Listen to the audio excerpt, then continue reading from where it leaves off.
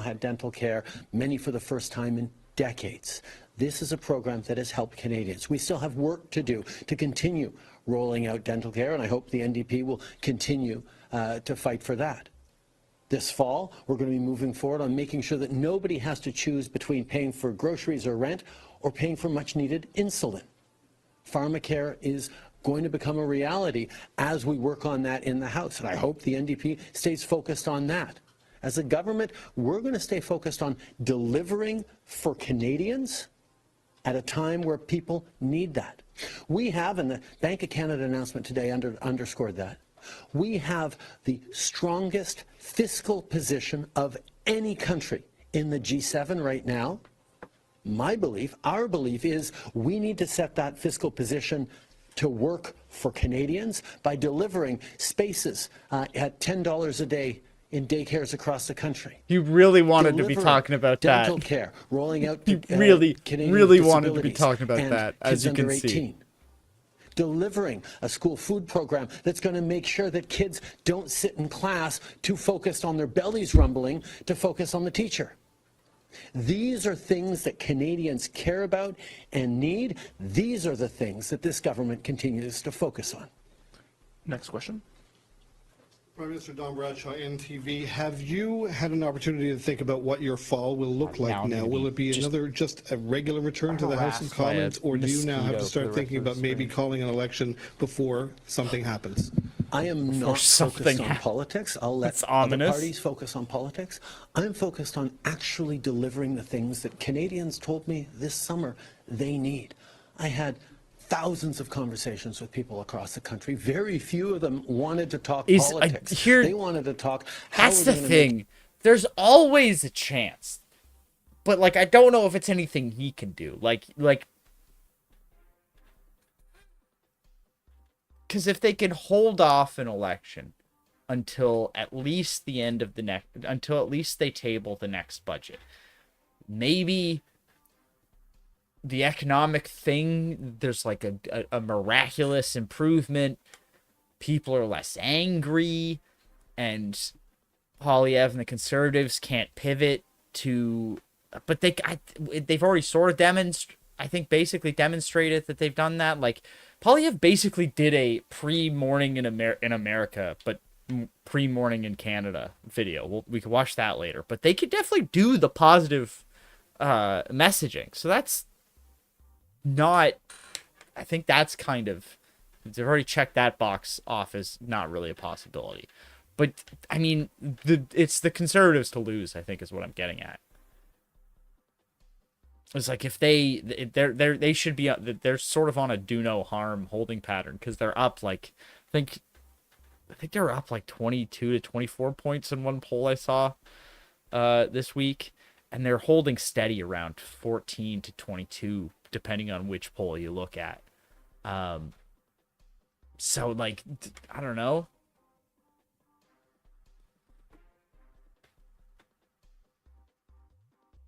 Turn out like there's it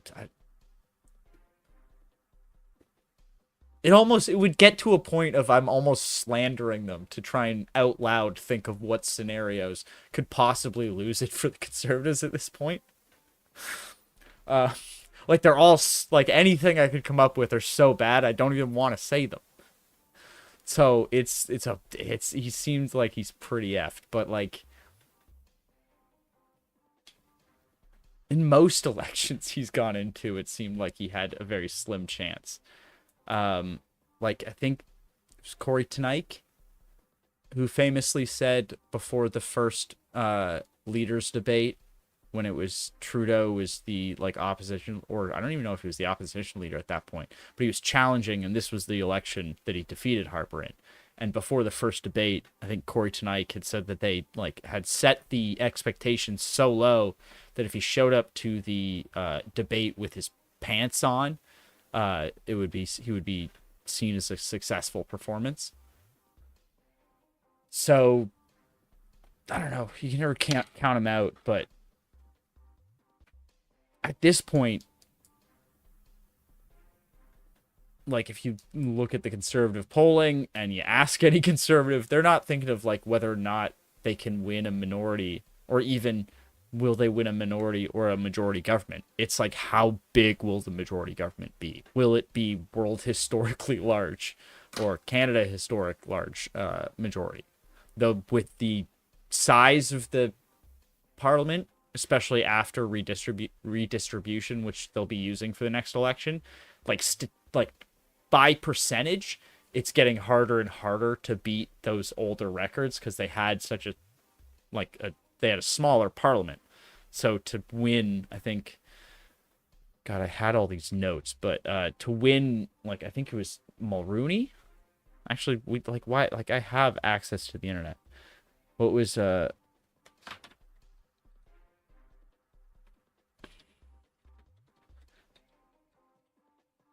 am I in cap locks?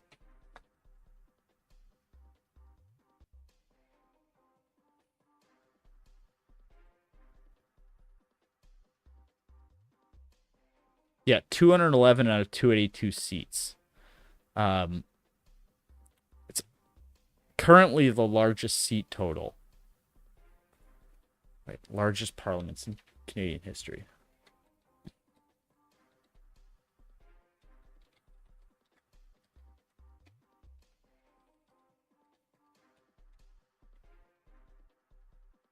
So as an American, hey, Strin, how's it going? As an American, the most obvious example of a nation influencing social media algorithms for me was from India during the whole Sikh assassination debacle, and during that there was suddenly a bunch of shit about that Pierre dude who I'd never heard of before, which is, yeah, no, that's.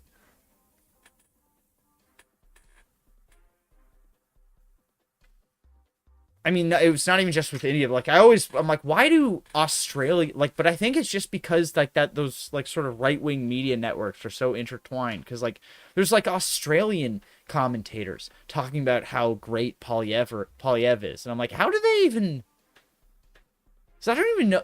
Like, Trump doesn't even seem to know who Pierre Polyev is. Like, there was one time he's like, if only Canada had some, like, strong conservative leader that could challenge Trudeau, he'd probably win. And it's like, does he not? Like, it's not that surprising because it's like, I don't know how healthy of a media diet Trump has in the first place. So it's like, I honestly wouldn't be surprised if Trump had forgotten Trudeau by now. So the fact he still remembers Trudeau should be like is almost like a point for him. Maybe it's pure brinksmanship from the NDP to get a new supply. It could be. I mean, I think a lot of it was like, one, there was the National Railway strike, or I think it wasn't even a strike; it was a lockout. And the government, the Liberals, brought in binding arbitration to end the lockout, and that was a big crimson red line in the sand for the pro-labor side of the NDP, which is most of it. So there's a lot of anger at that they should end the deal. There's these two by-elections that will happen in Quebec and then in Manitoba. Yeah, right? Am I stupid? Wait.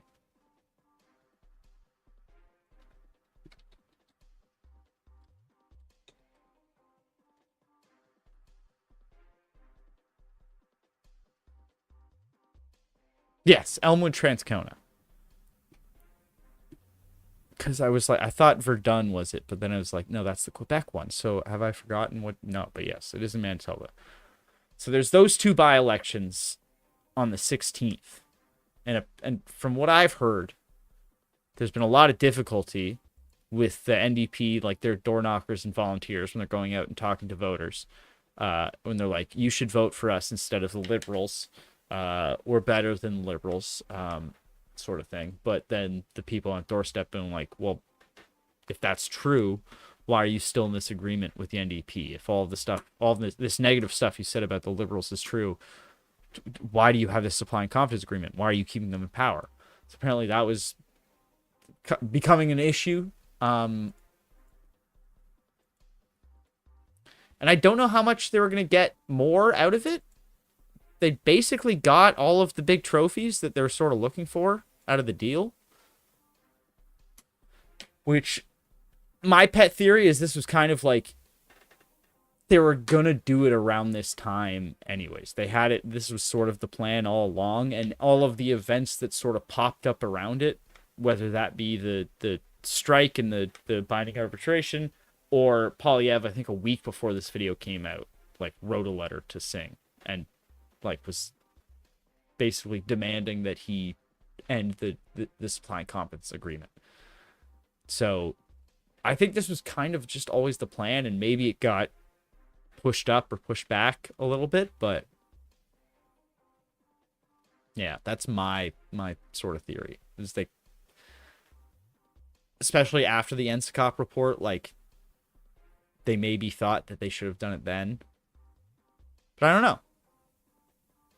That could just be a lot of people who wanted them to have done it then, so that they could have had the summer to then talk about all of the ways that they're standing up against the liberals, rather than explaining why, even though they have this agreement, they're not the same as the liberals, or they're not supporting the government, sort of thing. So we'll get back to Trudeau. Sure that they can afford their rent as they get back to school in the fall. How they're going to be able to hope to one day be able to own a home. That's why we're investing in the most ambitious home building program the country has ever seen. They want to know how we're going to help with the price of groceries. Well, rolling out these school food programs right across the country as more provinces come on board is going to make a real difference in families' bottom lines. I'm focused on Canadians.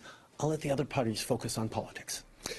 But with that said, you have to focus on politics at some point when you look at what you're doing. The announcement today, for example, the Bank of Canada rate dropping, it would seem like these would be positive signs that maybe you would want to go to the polls with. So when do you start thinking politically?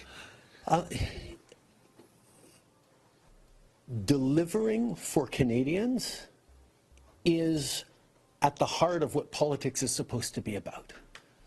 We're about being there to make sure that as Canadians are hurting, but as our economy is in many ways one of the strongest in the world, certainly in terms of fiscal position, we should be putting that economy to serve them. That's why we stepped up with $10 a day childcare. That's why we've stepped up with dental care. That's why we're continuing to fight for pharmacare. This is why we're drawing in investment from around the world at levels that nobody's ever seen. We're up 60% in foreign direct investment. Last year, we were the #1 country per capita among advanced economies in the G20 for companies wanting to invest in Canada. There is opportunity in Canada that we cannot let slide. That's what we're focused on. An election will come in the coming year, hopefully not till next fall, because in the meantime, we're going to deliver for Canadians. And the contrast with a conservative leader that wants to cut dental care, cut the school food program, cut insulin through pharmacare, cut the programs that Canadians are relying on to help them through this difficult time. Well, that'll be a political decision that Canadians get to take in an election. But in the meantime, I'm not letting down Canadians, and I'm going to stay focused on them. La réalité, c'est que depuis plusieurs années, on est là pour livrer pour les Canadiens, que ce soit au niveau des soins dentaires, que ce soit au niveau de l'abordabilité avec des investissements dans du logement, avec de l'aide pour l'épicerie, avec un programme pour les enfants à l'école avec la nourriture. On est là pour livrer, on va continuer de livrer, on va continuer de se battre à la Chambre des communes. Et s'il y a d'autres partis qui veulent plus jouer de la politique que de livrer pour les Canadiens, ben, les Canadiens le verront. Mais moi, ma priorité, c'est d'être là pour les gens dans ces moments difficiles, pendant qu'on a une des situations fiscales les plus fortes des pays du G7. On devrait être en train d'investir dans les Canadiens, et c'est exactement ce que je fais. Next question. Hi, Troy Turner, CBC. Just to get back to the NDP announcement today, what conversations did you have with Mr. Singh prior to today's announcement? I have had, over the past number of years, many conversations about how we get things done for Canadians. And that has led to things like $10 a day childcare, dental care that has made a huge impact. But Both of those things have more work to do. See, this in is why we Parliament did this fall, as we're moving forward on surprise stream, so I pharmacare can as work well, out to all make these sure that free prescription sort of kinks. contraceptives, to make sure that free insulin is available to Canadians. These are things that I know the NDP should care about, because Canadians care about it. So I look forward to conversations with Mr. Singh about how we're going to continue to demonstrate that confident countries invest I thought they cared in their about citizens, Canadians. invest in their Love future, it. because that's what we're doing. Leading up to today's announcements by the NDP, Pierre Poilievre had made a call to the NDP to get out of that governance agreement. Is there a fear that these two parties will form a similar type agreement? And how would that affect you leading into the next year? No, that would be like a conservative NDP. Like, well, there wouldn't be a supply and confidence because they're not, conservatives aren't in power. But like, if they ally, because they could, that would. They just need to, I mean, depend what the Bloc wants to do. Because the Bloc could still, if they voted with the Liberals, it would be enough to get stuff through. So, next election? I think Canadians are beginning to realize that Pierre Poilievre is wrong when he says he doesn't want to invest in food for kids at school. He's wrong when he doesn't want to see $10 a day childcare spaces created. He's wrong when he doesn't want to see free insulin go to Canadians in need who are fighting diabetes. He's wrong to not want to put the strongest balance sheet in the G7 in service of Canadians. wait, why does it look like that? Countries invest in their citizens and in their future. In service of That's Canadians. What we're doing.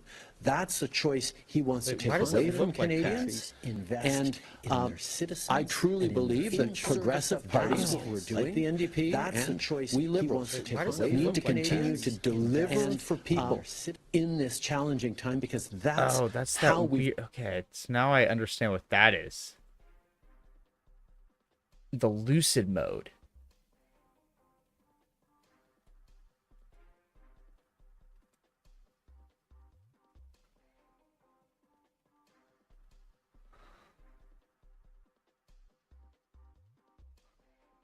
Why would I want that? We've grown the economy over the past years. That's how we'll continue to be. Sorry, I got a new. I switched to Opera instead of Chrome because Chrome kind of sucks, but I don't know what that is, but it sucks. Looks awful. Be there long. Why did no one tell me that was happening? Obliged with an answer in French as well, please. Okay.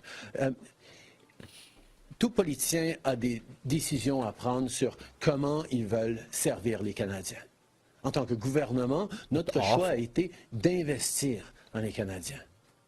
Le choix de M. Poilievre, c'est de couper, de s'opposer au programme de nourriture pour les écoles, au programme de garderie à 10 $ à travers le pays, de s'opposer au programme de soins dentaires auquel un demi-million d'aînés ont déjà eu accès. C'est pas le bon choix, puisqu'on a une économie très forte. On devrait la mettre au service des Canadiens qui en ont besoin. Et le NPD va devoir faire un choix. Est-ce qu'ils veulent jouer Hi, Justin Brake, the end et livrer? Next follow-up. It hasn't really been. Welcome back to Newfoundland. Hope you're enjoying your visit here. Always. Nice sunny day in a beautiful community. All right, so that's all the questions on that one. So we'll go to this is Poilievre's response. A doublé. La dette nationale a doublé. On est là pour We'll sauver. skip to the English. I'm so bâtir apologies des to the logements. francophones in my audience. It mattered where you were going. And when school teachers, my family, my God damn it. choix, c'est ça. Thank you very much, everyone. Also, he's rolling out the new nickname. See, I mean, I don't want to compare him to Trump, but he's doing the little nicknames, just like Trump. Trump likes his nicknames, so he switched from so he's been doing sellout Sing stunt, because in his tweet, reacting to it, he called him He gave him a new. He dubbed him with a new nickname. Where is it?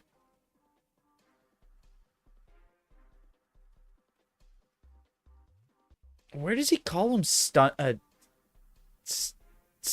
Singh? Because I swear to God, I saw him do it.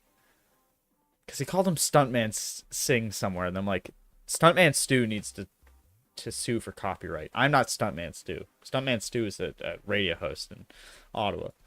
And before I start, I just want to point out how great it is to be back in British Columbia, where my family used to take us for little vacations, camping trips. My folks were school teachers. They adopted I like me, the layout of it. even though we came from modest means and went through a lot of hard times. It was always possible to have a modest vacation in our neighboring province of British Columbia. And my folks would tell me that, you know, in Canada, it didn't really matter where you came from. It mattered where you were going. That anyone from anywhere could do anything. That's the country my wife came to as a refugee, starting as 6 people in a 2-bedroom apartment, but now all of them have succeeded. That was the Canadian promise. Unfortunately, after 9 years of Trudeau and the NDP Liberals, that promise is broken. Did he take Everything questions? costs more. Work doesn't. Because it's just because if you've listened to any of Polyev, you've heard this before. Fallen down. Oh yeah, Food prices. I think we've got a CBC. I love this. Oh my little goodness, routine CBC's here. microphone has fallen down. What do you know? Who would have thought that I'd be holding on to the CBC logo here today?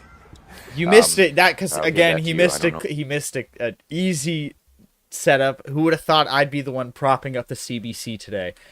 Right there. It was right there. You missed it. It was a whiff. Everything is broken in Canada after 9 years of the NDP Liberals, including the CBC Oh, see, microphone. I forgot. He made up for it there. That was a good one. And now Everything is broken in Sellout Canada, including Singh the CBC microphone. has pulled a stunt. Is a good one. The Sellout Singh stunt today, where he came out and claimed that he was wrong, that the coalition was a bad, costly When did you call idea. him Stuntman Singh? But he refuses It's like to there's commit no way that one to catches on. 'Cause voting that one for a kind of carbon sounds cool. tax election. So my message to Sellout Singh is this. If you're serious about ending your costly carbon tax coalition with Trudeau, then commit today to voting for a carbon tax election at the earliest confidence vote in the House of Commons. That way we can have a carbon tax election where Canadians will decide between the costly coalition of Trudeau and Sellout Singh that tax your food, punish your work, take your money, double your housing costs, and unleash crime and drugs on your street, or common sense conservatives who will axe the tax, build the homes, fix the budget, and stop the crime. In so doing that, we'll bring home the country we love, where hard work earns a powerful paycheck that buys affordable food, gas, and homes in safe neighborhoods, where our military is strong and our people are safe, where immigration is welcome but controlled, where he keeps pour déclencher. Merci beaucoup. On n'a pas encore l'horaire parlementaire pour indiquer quand les votes on whether he keeps Justin Trudeau's devoir de que les. What are the chances of an early election with this news? Well, it depends now on whether Sellout Singh right up. is going to do what he says and vote to trigger a carbon tax election at the earliest opportunity so Canadians can Wait, I have this video. decide between a costly coalition of NDP Liberals who tax your food, punish your work, double your housing costs, unleash crime, chaos in your community, or common sense conservatives who will axe the tax, build the homes, fix the budget, and stop the crime. Yes, Ian Holmes from 9 News Now. Mr. Poole, you expressed your disappointment on social media in regards to a machete attack here in Nanaimo 2 years ago, in regards to a man out on bail and alleged to have unleashed a very serious attack impacting multiple people. Can you 2 years clarify ago? your stance on jail before? The NDP and machete attack in Canada. I forgot this one wasn't really like. Trudeau just appointed a radical trans extremist to the Senate. E of Spadina, Fort York. Brick by brick. I sat in the Zoom call for an hour waiting to ask a question. Didn't get any questions. Shout out Laura Stone, because her question almost made up for it, because I was hooting and hollering behind my my mic, my muted mic. De Pierre Poilievre qui veut couper dans la prochaine. Some important things done from ripping you off. And so we decided to rip up the agreement. And now it really means that an election now is more likely than before. And we've accomplished a lot together. What's funny about this is if I just skip the round, there's a good chance that he'll just be saying, I ripped up the agreement, or an election is more likely. And you know what? I'm just going to play it, and you'll see what I mean. It was important work, but it became very clear to me that Justin Trudeau and the Liberals were far too weak to stop big corporations from ripping off people. And people deserve more. And we know now that sets up a question for the election. A choice between Pierre Poilievre, who has made it clear that he will allow his corporate buddies to rip off Canadians even more. That means higher prices at the grocery till, and means higher rents for corporate landlords. Or us, New Democrats, who want to stop these corporations from ripping you off and save you money when you buy your groceries or pay your rent. That's a choice in the next election. Comment allez-vous voter si un parti présente une motion qui dit simplement que le gouvernement n'a plus la confiance de la Chambre? Donc, à cause de le fait qu'on a déchiré l'entente avec Justin Trudeau, c'est clair que ça a créé une situation où une élection est maintenant plus probable que dans le passé. On va regarder chaque vote et décider c'est quoi dans les intérêts. C'est quoi? I think about Brianna, a mom of 5 kids. I call her Sue. Said, we're going to get you your smile to stop big corporations from ripping them off. And that's why we made this decision. It is clear that the Liberals and Justin Trudeau do not have the courage. They're too beholden to corporate interests to stop them from being ripped off, to stop people from being ripped off. And we know that this sets up potential for a more likelihood of an election. And that election is going to come down to a choice. Pierre Poilievre, who's going to let his buddies rip you off even more. He's going to let big corporate grocery stores rip you off even more, and that means higher prices when you buy your groceries. Or these Democrats who are going to save you money when you buy your groceries. That's a choice in the next election. As a politician. Because, the talking points are good, but you got to be able to mix it up, because it's like we can all hear that you're repeating the same thing over and over again. Je pense à 2 personnes en particulier. Je pense à Brianna, une mère de 5 enfants, et je les ai sure, maybe we're asking the same thing over and over again, but we're asking yes or no question, and we're not getting a yes or no answer. Ces enfants ont eu la chance pour la première fois dans leur vie de visiter un dentiste. Et j'ai rencontré ces enfants, je peux dire que ces enfants étaient plus heureux, plus en santé à cause de ces visites. Je pense de Suzanne, et elle a dit que je dois dire Sue, donc je vais l'appeler Sue. Sue, c'est une personne âgée avec un salaire fixe. Elle a survécu le cancer, mais elle a perdu tous ses dents. Et j'étais avec elle quand elle était dans le bureau d'un dentiste, et elle a dit que je veux avoir mon sourire encore. Et je me rappelle le moment où le dentiste et le denturiste ont dit qu'on va vous donner votre sourire encore. Et elle a pleuré. In fairness, he did have to do encore avoir half the sa questions dignité. twice as Et well. je pense que c'est des He had to do it besoins in English and French. à faire ce qu'il faut. Ça, c'est pourquoi on a décidé pour faire face à ces enjeux de la vie. Right now? And is it time for an election, and can your party afford one right now? Well, as I said, I've ripped up the agreement. More than any previous election recently, can they afford it? Because as of December, I think they're in the black. That's the one that means you're not in debt. Because the loan they took out for the 2021 election, they have officially paid off as of December 2023. So all of the money they've brought in for Q1, Q2, and the first, I guess, 2 months.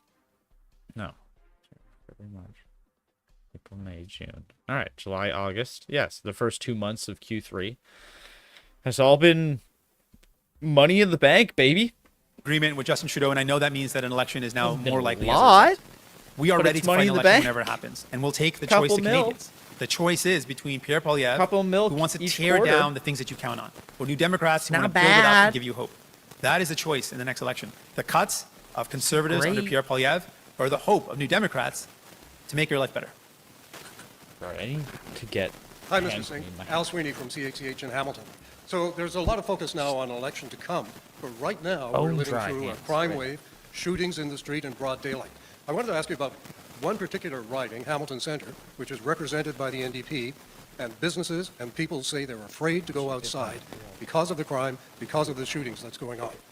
What is the NDP doing right now to address this problem? Thank you for the question. First, I want to say that this is a serious problem across the country. There are many communities where people are feeling really afraid. And you mentioned Hamilton Centre. I can think of lots of communities across the country where people feel like they're not safe. And this is a serious concern because people have the right to be safe in their communities, should be able to take public transit, should be able to operate a business in their communities and feel safe. We know that fixing this problem to create safer communities is a complex one, but it's one that we can absolutely tackle. There's a number of areas where we've got to get serious about solutions. One we know is that when it comes to gun violence, there's a serious concern about guns getting across the border. When Pierre Poilievre and the Conservatives had the ability to make decisions, they cut investments in border security, made it harder for our men and women that serve on the borders to protect our borders. They made it harder by reducing funding, by reducing staffing levels. We need to make sure that we are stopping guns from getting into our communities. That's one absolute step we need to take.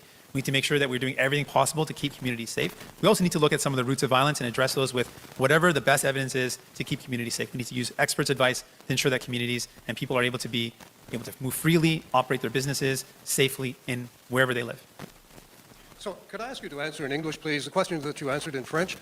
Basically, if Pierre Poilievre moves a non-confidence motion, will you support it? In terms of any motion moving forward, we're going to look at that motion before we decide. We're not going to presuppose an outcome of that. But we have I've ripped up the agreement with Justin Trudeau. And I know that means that an election has now become more likely. We are ready to fight an election whenever that happens. And when that election comes, the choice is going to be between Pierre Poilievre and Conservative cuts, who want to literally destroy our healthcare system. Want to make it so that the only way you can get care is if you can afford to pay for it out of pocket. Or New Democrats, who want to fix our healthcare system, build it up so it is there for you and your loved ones when you need it. That is a choice in the next election. Stephanie Hughes, Bloomberg. What do you need to see from the fall economic statement or spring budget in order to support the Liberals on votes? For any question around votes, we're going to make that determination on a vote-by-vote basis. So we're going to see what the government presents, and as an opposition party, we'll look at it, and then we'll make our decision. But because I ripped up the agreement with Justin Trudeau, I know this now means that election timing has become more uncertain, more likely. And we know that that means people will have a choice to make. And I'm looking forward to bringing that choice to Canadians, a choice between Pierre Poilievre and Conservatives who want to let their corporate buddies rip you off even more, want to let corporate landlords jack up rents and rent-evict you even more.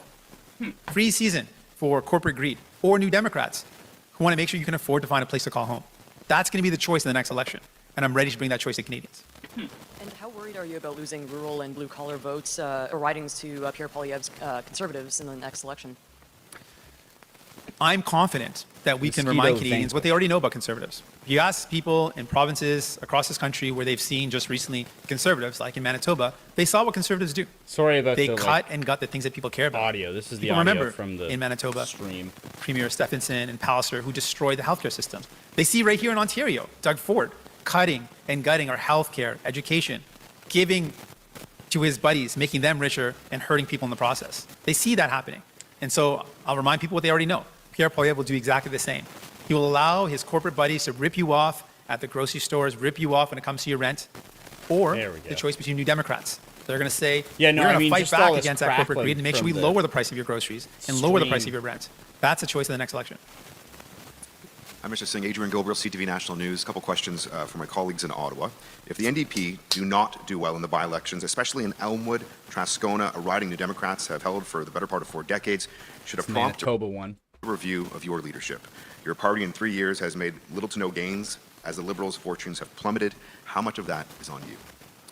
I will be leading the party into the They were the opposition party. Next election.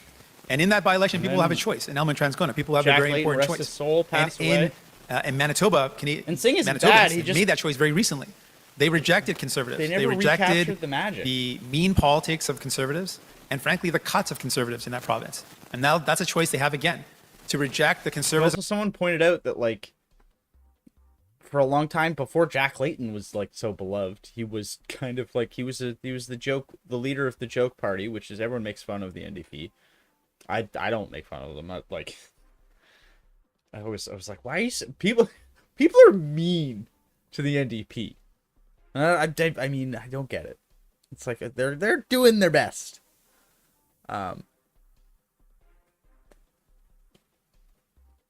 Like there's like it's like I like making fun of the NDP. Don't get me wrong, but there's a venom I hear sometimes that I was like, what is going on? Why are you so mad? If they're so inconsequential, why is there so much anger in that joke there?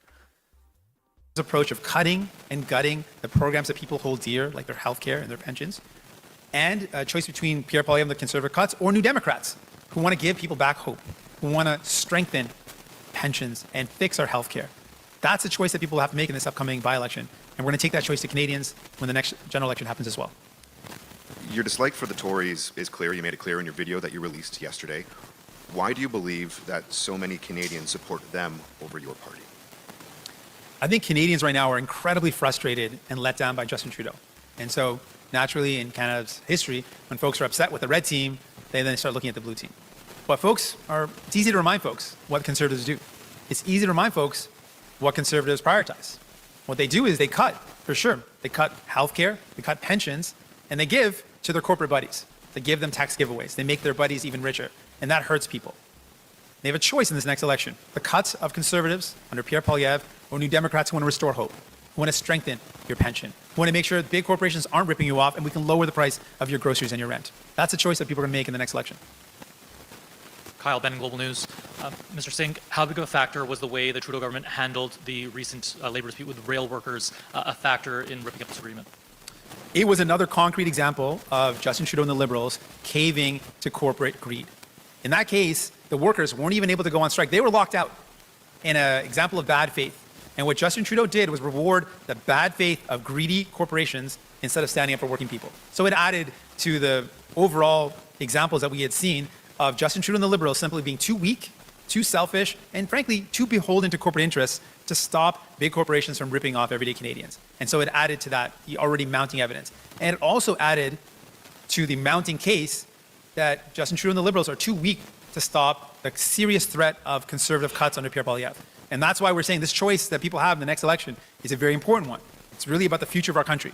What type of country do you want to build? One where Conservatives under Poilievre cut the things that you need and let their corporate buddies rip you off? Or where New Democrats give people hope that we can fix our healthcare, we can strengthen your pensions, and we can stop big corporations ripping you off to lower your rent and lower your groceries? You spoke there about the Liberals being weak. Also, you spoke earlier about holding grocery execs to account.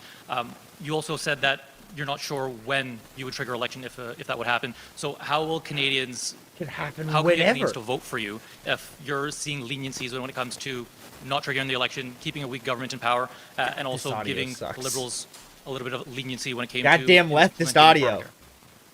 We have ripped up the agreement with Justin Trudeau. The agreement is done. We've ripped it up. And we know that makes an election more likely. We're going to make a decision based on whatever votes come in front of us about how we vote on those votes. But let us be very clear. The next election is about a choice, and we are ready to take that choice to Canadians. The choice is between Pierre Poilievre and the Conservatives. And we've seen what they're all about. They want to let their corporate buddies rip you off even more, give them free season to rip you off at the grocery stores, to jack up your rent if you've got a corporate landlord, to rent evict you. Or New Democrats who want to lower your rents, who want to protect you, who want to stop big corporations from ripping you off. That is a choice in the next election. And we are very clear. Justin Trudeau is too weak to stop Pierre Poilievre and the Conservative cuts. The New Democrats are ready to take this fight on. Brian Lilly with the Toronto Sun. You've made it very clear that you don't have faith in the Liberal government to deliver for Canadians. So a simple question, hopefully a simple answer. Do you have confidence in the Trudeau government?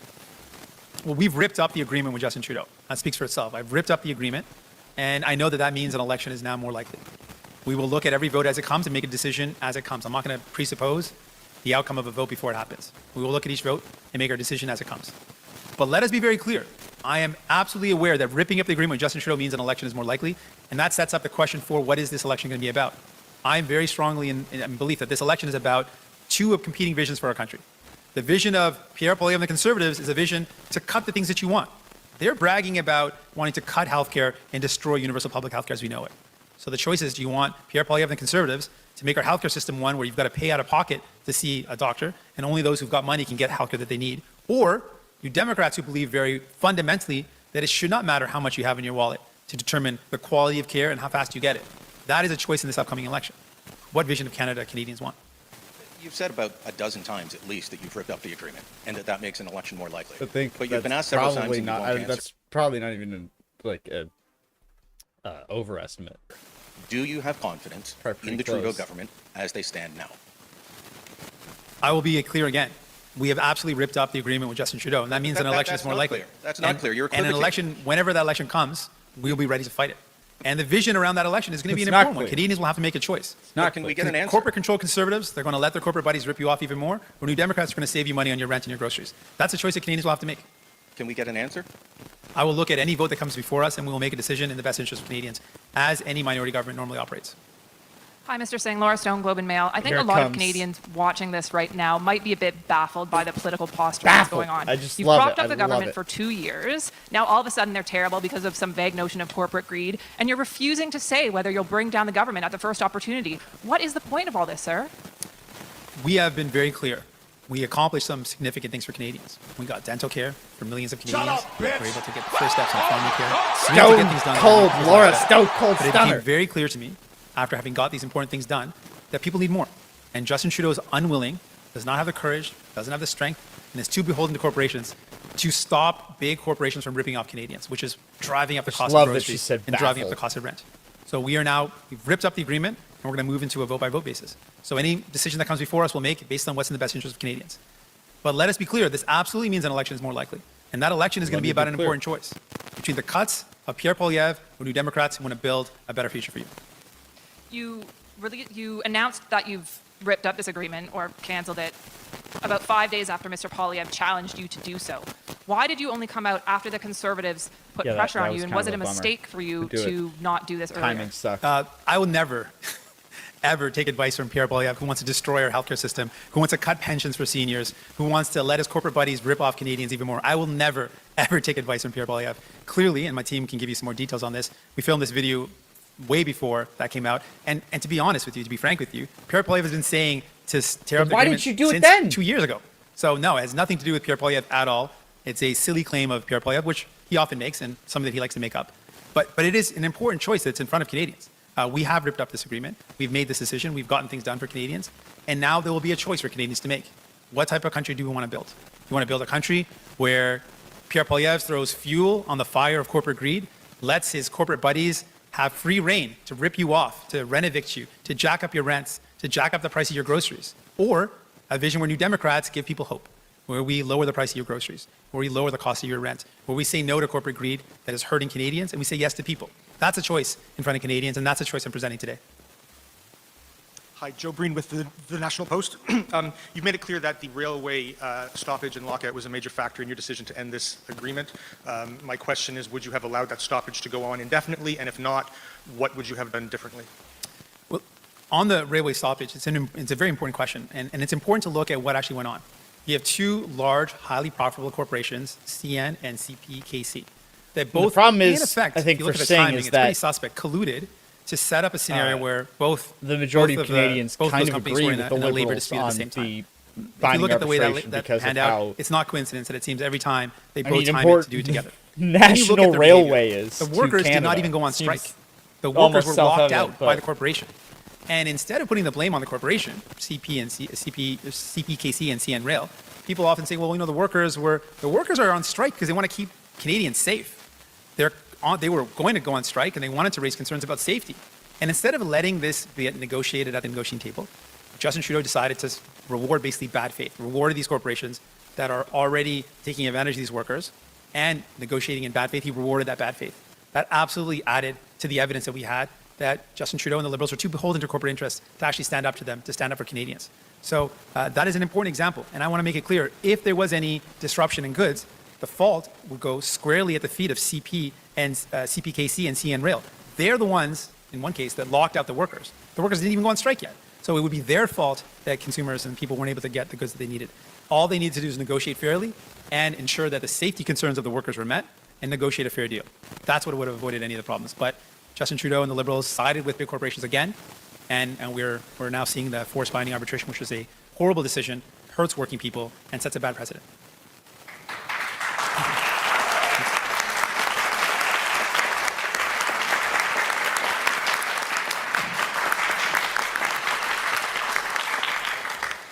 Mr. Singh, Jordan Olmsted with the Canadian Press.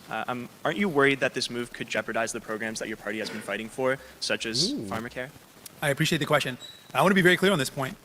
If there's any of an the election, programs do not move forward, it is the fault of Justin Trudeau. He has all the tools necessary to move forward.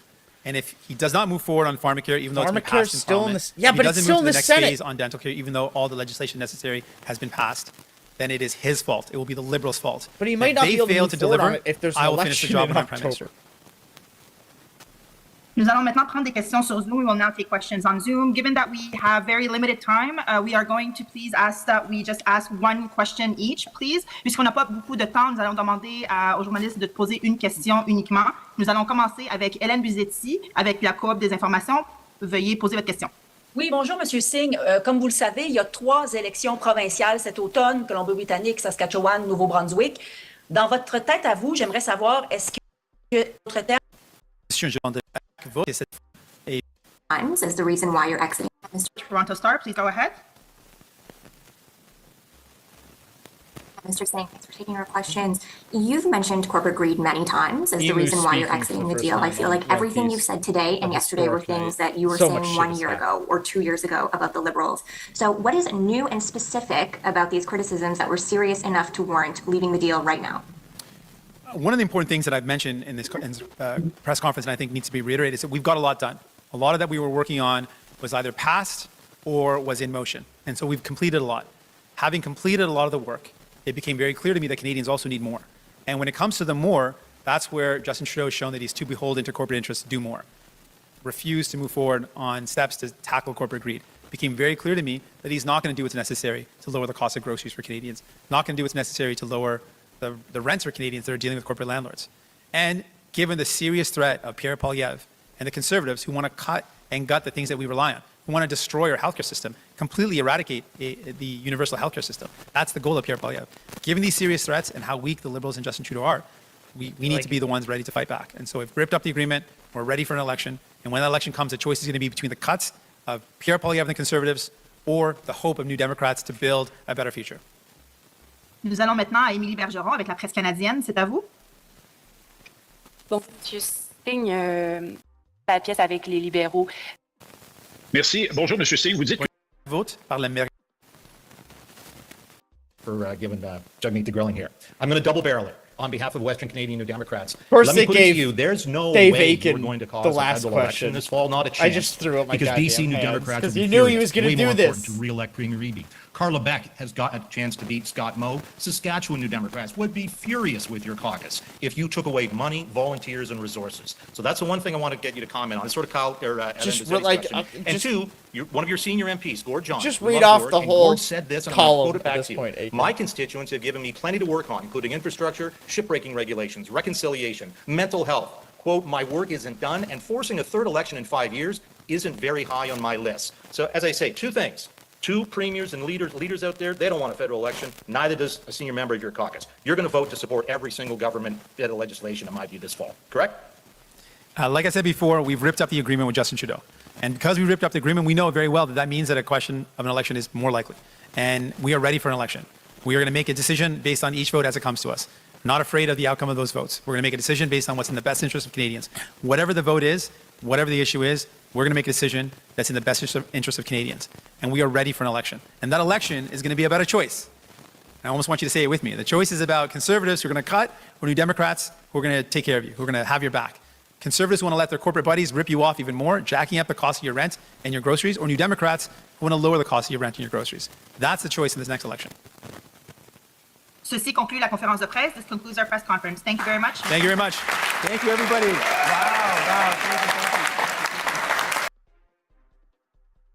God damn it. I wanted to get my question in. All right. And my favorite ad issue's finally back.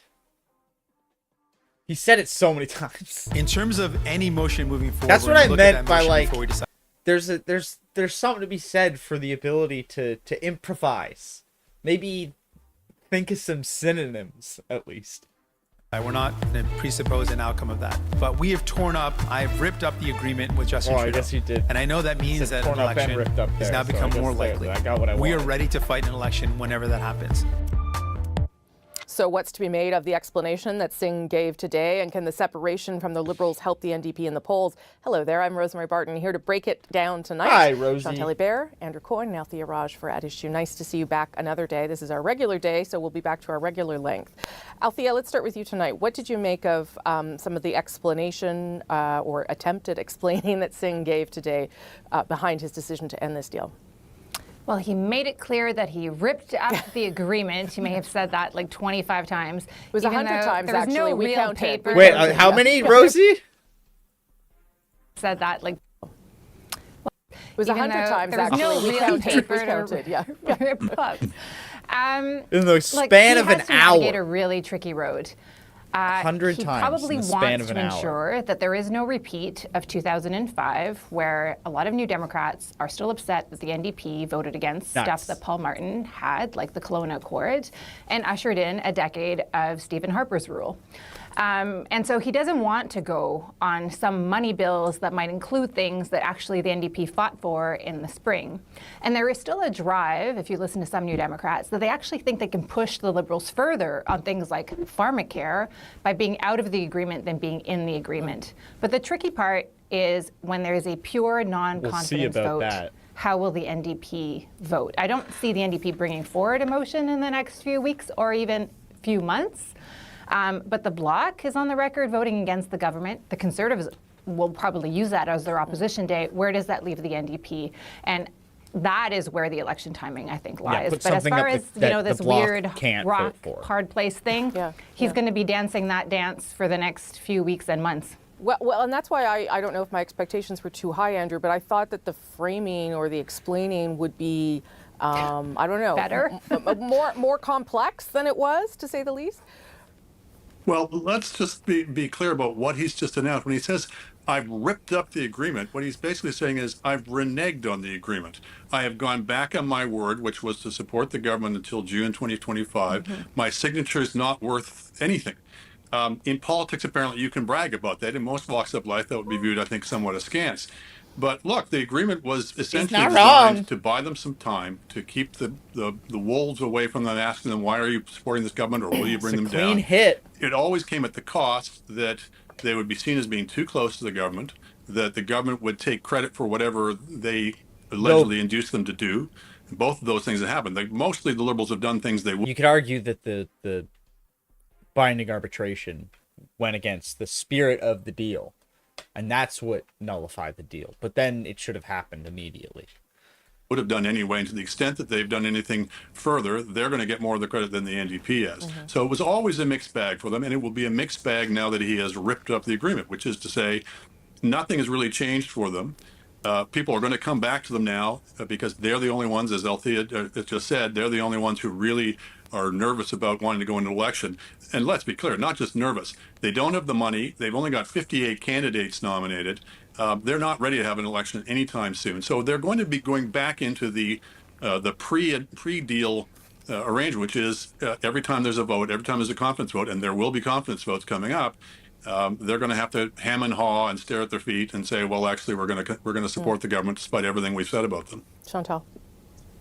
There was a time in Stephen Harper's minority parliament when the Liberals kept MPs out of the House to make sure that the government didn't get defeated on a confidence issue. These things have happened. Humiliation comes in many forms for political leaders in minority parliament. And I've watched an opposition leader way back in Bill Davis's time vote against his own motion to ensure the survival of the government. So anything can happen. I think what we saw today is a narrative that lacks a rationale, a hook, you would call it, if you were writing a news story, i.e.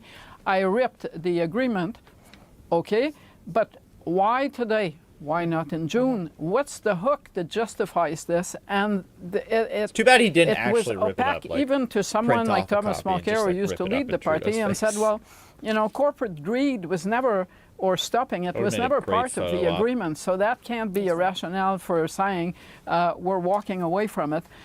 Luckily, possibly for Mr. Singh, there is another party that also holds the balance of power in Parliament, and that is the Bloc Québécois. And when he was asked on Radio-Canada a straight question, how would you vote if there's a non-confidence motion that basically says, we have lost confidence in the government, would you vote for it if the Conservatives go that route? And Yves-François Blanchet said, well, I'm not paid to dance to Mr.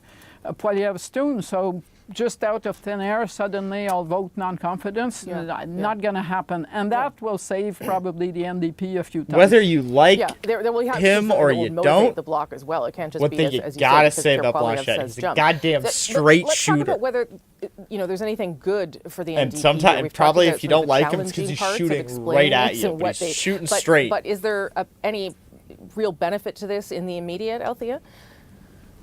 Actually, I do think so. I mean, it's a difficult dance to explain to people because really the calculation is just crass partisan politics, and nobody wants to hear that, but that's the truth.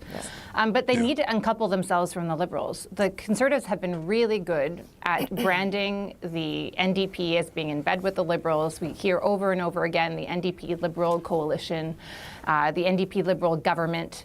And in order to distinguish themselves, they had to make this move. They were being written off as an option for change, and this is gearing up to be a change election. 86% of the country, according to Abacus data, says that they want change. And a lot of people are parking their vote at the moment, or at least with pollsters, with the Conservatives because they just want change, not because of some dear love-in with Pierre Poilievre. So Jagmeet Singh needs to capture those voters, and this is the way to do that. The other thing is it doesn't hurt that they're doing this in the lead up to 2 by-elections, especially the one in Manitoba, where distinguishing themselves from the Liberals is a good thing. Andrew? There's 2 things that are potentially positive for him. One is he's got trouble within his own party on this. He's come under increasing pressure from people who are really uncomfortable with this. I'm not entirely sure why he's not under more pressure anyway, since, you know, everyone in the Liberal Party, or lots of people in the Liberal Party, want Justin Trudeau to go because they're in such terrible shape. The NDP is not in great shape either. So he's in a tentative position and needs to shore that up. The other thing is potentially there's some leverage because the Liberal government is in a lot of trouble and may be willing to do some deals in the future. The trouble for them is the Liberals only need the support of either the Bloc or the NDP, or even conceivably, of course, the Conservatives, and they can play them off against each other. It's a relatively strong minority government in that they only need the support of one of the parties, or put another way, all 3 parties have to turn the key at the same time to bring the government down. So the leverage that any one of them has is attenuated by that the Liberals, if they don't get a deal from one of them, can go to the others. Chantal? Yes, we mentioned the last time the NDP brought down a friendly Liberal government, the government of Paul Martin. Despite the fact that it was actually the NDP back then with Jack Layton got to literally co-write a new federal budget.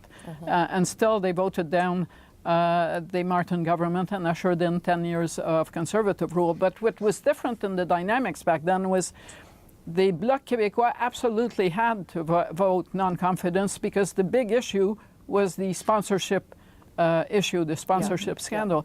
There's no such thing now that is binding Yves-François Blanchet to doing away with the Liberals, for one. 2, anti-Trudeau feelings don't run as high in Quebec as they do in the rest of the country. And the notion that Pierre Poilievre is a solution to fatigue is not really working out. So the Bloc has a lot more leeway to decide if it wants an election this fall or if it wants to do it alongside the budget than the NDP or even the Conservatives. Plus, I mean, the NDP has boots on the ground in provincial elections in BC and Saskatchewan. Those workers are busy getting governments re-elected or defeated. They're not available until the end of October at best for Jagmeet Singh. are the same party. At issue, Liberal MPs share are set resources. to meet in British Columbia next week with bad polling, the end of their stable minority government, and the departure of their campaign chair. Will MPs call for a different direction? The Prime Minister says his focus is on Canadians. Look, we're focused on delivering for Canadians. A big announcement on school foods. We got more work to do in creating $10 a day childcare spaces across the country, moving forward on insulin, pharmacare. These are things that matter for Canadians. So what can we expect from that caucus retreat? Will Trudeau be able to rally the troops? Here again to break that down, Chantal, Andrew, and Althea. Althea, I know you broke the story about Jeremy Broadhurst, but I'm not going to let you go first because you went first last time. Andrew, what kind of atmosphere do you think Justin Trudeau is walking into at the beginning of next week with these really they big just lost changes their in terms of the national landscape of campaign chair too. Fevered. They lost fearful, their but also parliamentary partners uncertain. and the NDP.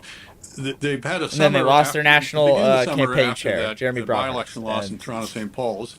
You saw the beginnings of not something great. resembling a caucus revolt, as small not as a it great turned out week to for the be. Liberals. But people mostly said behind their hands and under cover of anonymity that the Prime Minister should go. I think those are one few and far between. sitting MP actually said he should go. Great weeks, I mean. But it all fizzled out. Partly because the Prime Minister refused to meet They're them. usually and varying it degrees kept them of sort of isolated and alone this kind rather of than week. meeting all in one bunch. And since then, there's been essentially no movement whatever in the Prime Minister's office. There's been no change, no announcement of any significant changes in policy other than going back on a couple of their worst policy debacles, at least political debacles. But no changes in personnel, no cabinet shuffle, nobody moving in the Prime Minister's office. So the message from the Prime Minister's office has been everything's fine. We don't need to make much in the way of changes. Whether that will mollify the caucus, I don't know. But the problem they've got, which has not changed, is what's the alternative? You're close to an election. You don't really have anybody waiting in the wings who's an obvious alternative who can do better than the Prime Minister. This is the consequence when you essentially turned the party into a cult of personality in 2015, ran everything through the Prime Minister's office since then, marginalized or even kicked out, prominent ministers. What have you got left? You don't really have anybody, any heir apparent or even a strong bench of potential candidates. And so many of them may feel as bad as the situation is, we might as well stick with him. I mean, it does feel, Chantal, like the strategy to just stay the course is actually the strategy. Like it's not that they haven't thought of other things. It's that this is what they've decided on. Possibly, but they've tied Trudeau to the mast, or to prepare for a quiet blocked their ears with wax, and they're riding out the goddamn storm till the next election. Mr. Singh issued his, I ripped up the agreement. Why? Because the message they'd been sending to caucus, one that they believed in apparently, in the cabinet and in the PMO, was time is still on our side. Between we the still Whirlpool have time and to the turn big things lady with around. swords, I think. The agreement with the NDP is correctly. safe until it comes to its expiry date in June. And we are putting everything in motion to be election ready. None of these propositions are still valid. And the danger to the government is that, yes, sure, you can stay the course. It is possible that many Liberals, and some of them have talked to me saying, does this mean we are, quote unquote, stuck with Trudeau in the next campaign for real? They may come to that conclusion, but they may also take the road to the exit that Mr. Broadhurst is really taking, the campaign director, or even Pablo Rodriguez, the Quebec lieutenant, who is said to be days from announcing that he's going to be running to be the Quebec Liberal leader. So people at some point, absent a plan that looks like it will save some of the furniture, will just walk with their feet. Plus, you're less than a year from an election, possibly now. You're losing your campaign director. You're losing your Quebec lieutenant. That sounds really ominous.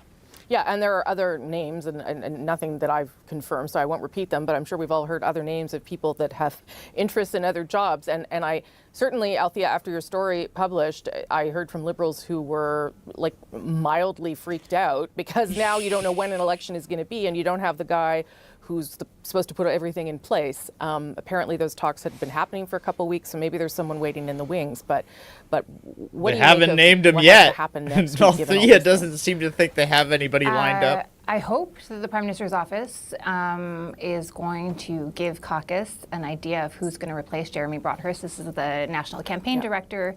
who announced several weeks ago now that he was quitting, and PMO has kind of been in a scramble trying to find who is going to replace him, because he's the person in charge of what the platform is going to look like, the candidates, the ridings they're targeting, the advertising. So you no longer have anybody doing that. And from what I can tell from my calls and my research, they are not campaign ready at all. The difference this caucus meeting than last year's caucus meeting was there was a lot of anger about a cabinet shuffle that many felt squeezed out of, and they really wanted the government to change course, and they felt like speaking out and telling either the Prime Minister he needed to go, or that there were things that needed to change, like the communications plan, that was going to lead to action. This time, you talk to MPs, it's like they're resigned to like nothing happening. Very few people ears full of wax. Seem to plan to go to the microphone and tell the Prime Minister he should go. Mast to the ship. Same mood as last time. No. The Prime Minister has done, I think, phone calls with nearly every MP in caucus since the by-election loss in Toronto St. Paul's. He has gone or phoned in to regional caucuses to hear that anger directly, but I'm told, like at Atlantic Caucus yesterday, the only person who did stand up was Wayne Long, who Andrew referenced is the only MP who has publicly called on the Prime Minister to leave, and he is not running again. There is not that palpitation that he needs to be shown the door, because they're unsure not even now, to denigrate the election him, because at timing, least he's on the hill. Who would be best? And a lot of sticking his head over the question parapets, marks around that's brave of him. The war between Israel and Hamas, how that would play out in a potential leadership race, and if it's going to fracture the party more. There's a lot of nervous Nellies, but they are keeping their mouth shut. I'm going to put Andrew? $25 on yes, Althea. Just 2 points. One is the resignation of the National Campaign Director. I would be surprised if it did not have further reverberations. I can't think of a greater vote of no confidence in their prospects. This is a guy, we're a year away. He's only a year into the job, and suddenly discovers he wants to spend more time with his family. I don't think anybody's going to credit that kind of explanation. So you're basically saying, I don't think we can win. So we'll see what the reverberations on that are. And maybe just to reinforce that point, when taking over the job or running for the job of Quebec Liberal leader is viewed as a step up in your prospects, things are not very good. Like because, downwards it's an entrepreneurial move. It's a courageous move for him, but it's not necessarily any kind of sure thing. And that's needless to say. 30 seconds. And think about never usually cabinet for minister, 3 but weeks like MPs will go and run as mayors. The Prime Minister's Quebec lieutenant has been giving scrums and making statements where he clearly says that he can't say that he's staying, and he is still in his job. It is strange, and it says something about the weak position of the Prime Minister that he doesn't even dare say, well, if you're out, just go. Be out. They want him to stick around as Quebec lieutenant until after that by-election on the 16th. Apparently, though, he's not even that present in that by-election, too, from what I've heard on the ground. At issue, 2 key by-elections with 2 races in Montreal and Winnipeg being decided on September 16th. The pressure is on both the Liberals and the NDP to hold their ridings. How risky are these by-elections? So what kind of pressure do the Liberals and the NDP face? How might these races affect the future of the parties? Let's bring everybody back. Chantal, Andrew, and Althea. This will be a quick round. I'm sure we'll talk about it next week, too. But how potentially disastrous is it, Chantal, for the Liberals to lose in Montreal and for the NDP to lose in Winnipeg? Well, the Liberals, it's easy. If you can't lose a seat in downtown Toronto and then lose a seat in downtown Montreal, and not be sending the message that you will be lucky if you come out of the election in 3rd or 4th place. These are core seats in areas that are ground zero of Liberal support. If you're the NDP, though, you cannot be telling Canadians, as Mr. Singh has this week, that you are the strongest option to block Pierre Poilievre and not hold your Winnipeg seat and be able to win at least a 2nd Quebec seat. It's the test of his proposal happens on the 16th. If he can't hold his own seats and he can't make gains in Quebec, then he is not the strongest option to block Pierre Poilievre. Yeesh. Andrew. I'm not sure anybody thinks he is the strongest alternative to taking down the Liberals. But that is what he says. Yeah, I agree. I think it's more problematic for the Liberals to lose LaSalle Verdun. It's been such a long time. LaSalle I'm sorry. To lose that seat after, is such a safe Liberal seat. Not as safe as Toronto St. Paul's, but pretty safe. And certainly, I haven't seen any polling, but the exterior signs are not good. The fact that Trudeau's picture is not on the lawn signs, the fact that they've had this foofra within the party over the parachuting in of a candidate, the fact that these campaign staffers are refusing to work in protest over the Gaza situation. It doesn't give us a picture of a party that is serenely confident, shall we say, of its chances there. We'll see. If they lose there on top of Toronto St. Paul's, it will compound the picture of disarray and it's definitely a situation, that's for sure. It's definitely directionlessness of the party. Situation going on. Yeah, I would say I don't think I know the Liberals don't think that they are going to be winning La Salle Verdun. I've spoken to different polling firms that have they don't think they're going to win? Work in that riding, and both of them have another party. One has the NDP, the other has the Bloc winning that riding. I don't know where the truth will lie on election night, but it's not the Liberals. So it's interesting that the wording that we heard coming out of the cabinet retreat was that, they felt very confident. They should have been saying they don't feel confident at all and they need to go. The word out of the cabinet retreat was also that they were very confident in the supply and confidence agreement as well. Work really hard to earn everybody's vote. Yeah. With regards to Jagmeet Singh, I completely agree with Chantal's analysis on that. I do think, however, that if the NDP pivots faster than the Liberals in terms of defining Pierre Poilievre and being seen as taking the fight to Pierre Poilievre, a lot of progressives who have been itching for that from the Liberals for the past 2 years might look at Mr. Singh differently. And if we'll recall, Jack Layton did not become Jack Layton overnight. He spent many years being ridiculed by lots of other party leaders, and maybe Jagmeet Singh can pull a rabbit out of his hat. I mean, anything can happen. That sounds like such a stupid thing to say in politics, but it's true, right? We don't know what the circumstances will be in a few weeks and months, but they really do need to be able to show. No one knows what the future It's might not a hold. stupid thing. It's actually true. Go ahead. But Jack Layton, for the record, Jack Layton did not block Stephen Harper. He actually won all those seats on the very election year when Mr. Harper secured the majority. Yeah. Yeah. Okay, so lots at stake at two by-elections. Yep. We'll talk about more next week. Thanks, everybody. Glad you're back. That is At Issue for this week. As I said, we're back now in action because politics is back in action too, as you've been able to tell. I'm Rosemary Barton. Thank you so much for watching. We'll see you back here next Thursday, if not before. We're starting with the top story in Ottawa. The NDP's deal with the Liberals is over. Despite Jagmeet Singh ripping up the agreement, the Prime Minister says the Liberals are still focused on governing. Oh, I didn't even watch the Pulse panel from yesterday. Let's see what they had to say. Yeah, it's me.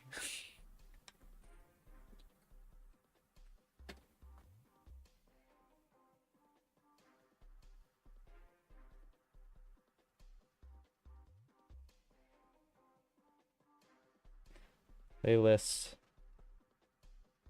Uh-oh. Do they not just have a power and politics one? Why is this? Oh my god.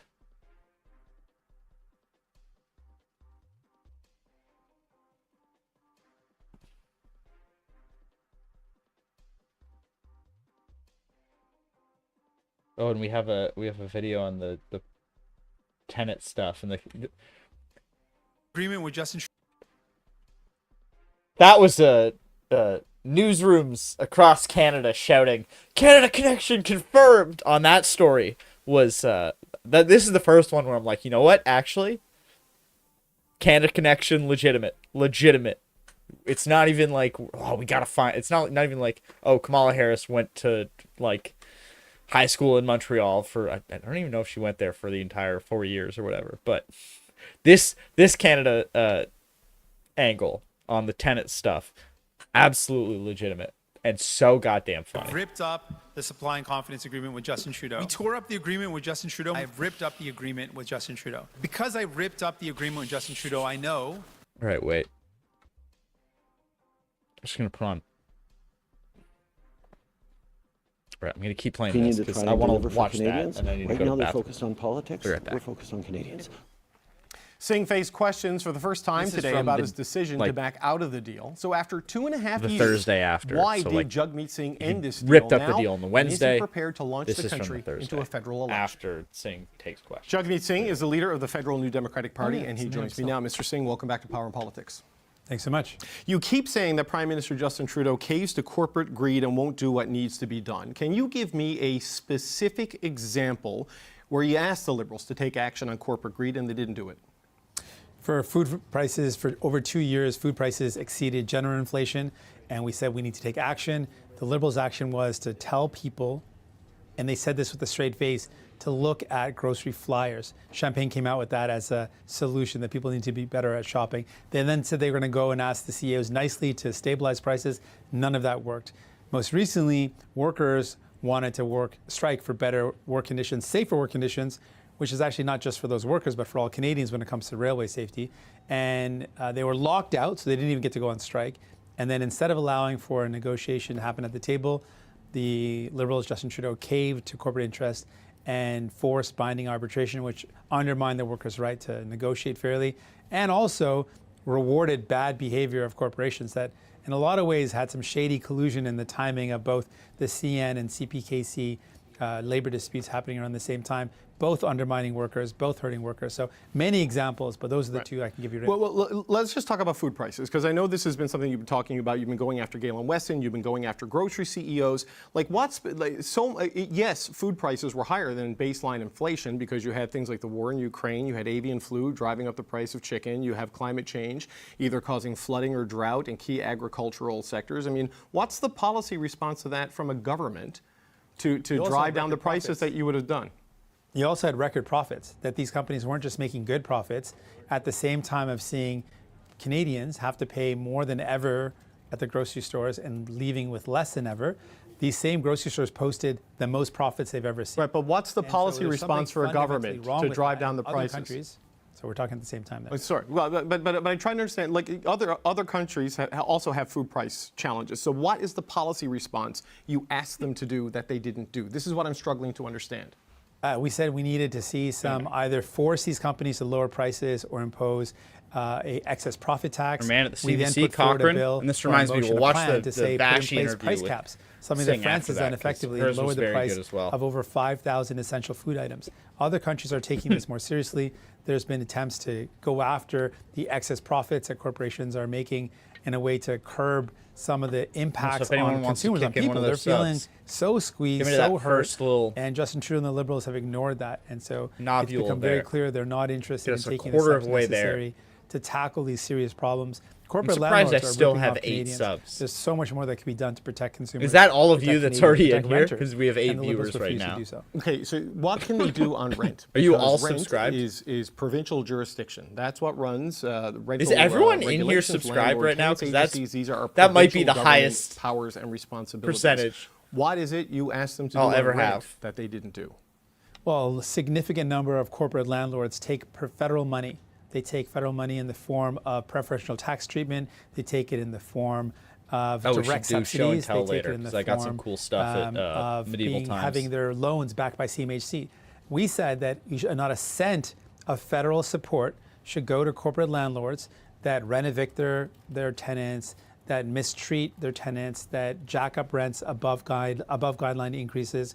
And I've met with many tenants in Toronto and communities across the country where they are in a building that receives some of those forms of federal support and are being exploited and being ripped off. That's another tool. There are many excuses if the federal government wants to find an excuse not to solve a problem, but I think leadership is not finding an excuse, it's finding a solution. And when it comes to these federal supports being given to corporate landlords, that is a powerful tool to say, no, you're not going to give you a cent of federal support unless you follow these guidelines. Have some strings attached to the fact that CMHC backs with insurance on loans that give these large corporate landlords the ability to buy more properties, These are tools that can be used, but they're not being used. Well, look, there's disagreement on what exactly is driving the grocery store chain profits and whether the government can really put a cap on food prices and have a realistic effect. They've done it in other countries. Sure, well, but they have different laws and they have different trade agreements. I mean, can you legally impose price caps on goods that come in from Mexico and the United States without triggering some sort of a trade dispute?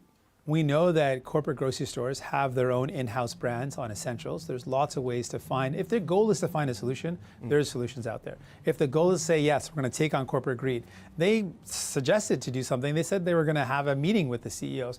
Well, why not threaten them with excess profit tax? There's lots of tools. It's really about the will. And what is an excess profit?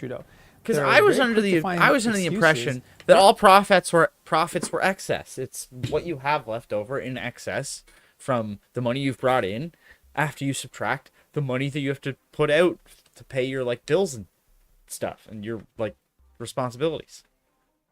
What is an excess profit? If I have a lemonade stand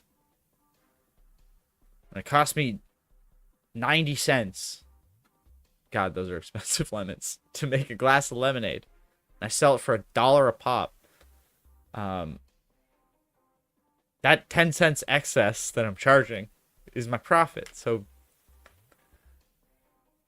if I charge $1.50, when does it become too excessive? There are a lot of solutions. If you want to get things done and you are the Prime Minister of Canada, there are so many tools at your disposal to get things done. Is it 100% the original yes, cost? There's lots of excuses. Say, oh, I can't do this, I can't do that. But if you want solutions, you can find them. But, okay, just as a final point on this, if you wanted them to take action on food prices, even though there's some disagreement on that, if you wanted them to do something on rent, even though that falls into provincial jurisdiction, why not make those conditions of the supply and confidence agreement, try to renegotiate it, put it in there, and use the tool that you had to make that part of the agenda rather than walking out and losing that leverage play? Well, we've got a lot of things done, and I think it's important to point out we've got a significant number of things done that were part of our agreement. The dental care program is out the door. It's being delivered. Seniors are getting it. Kids are getting it. It's a brand new program that we forced the government to deliver. Pharmacare legislation is passed. Anti-scab legislation is passed. Some of the key pieces that we wanted to have done, the Sustainable Jobs Act is passed. We passed these pieces of legislation. Some of them we needed to see the rollout into this summer, and we saw that with the dental care piece.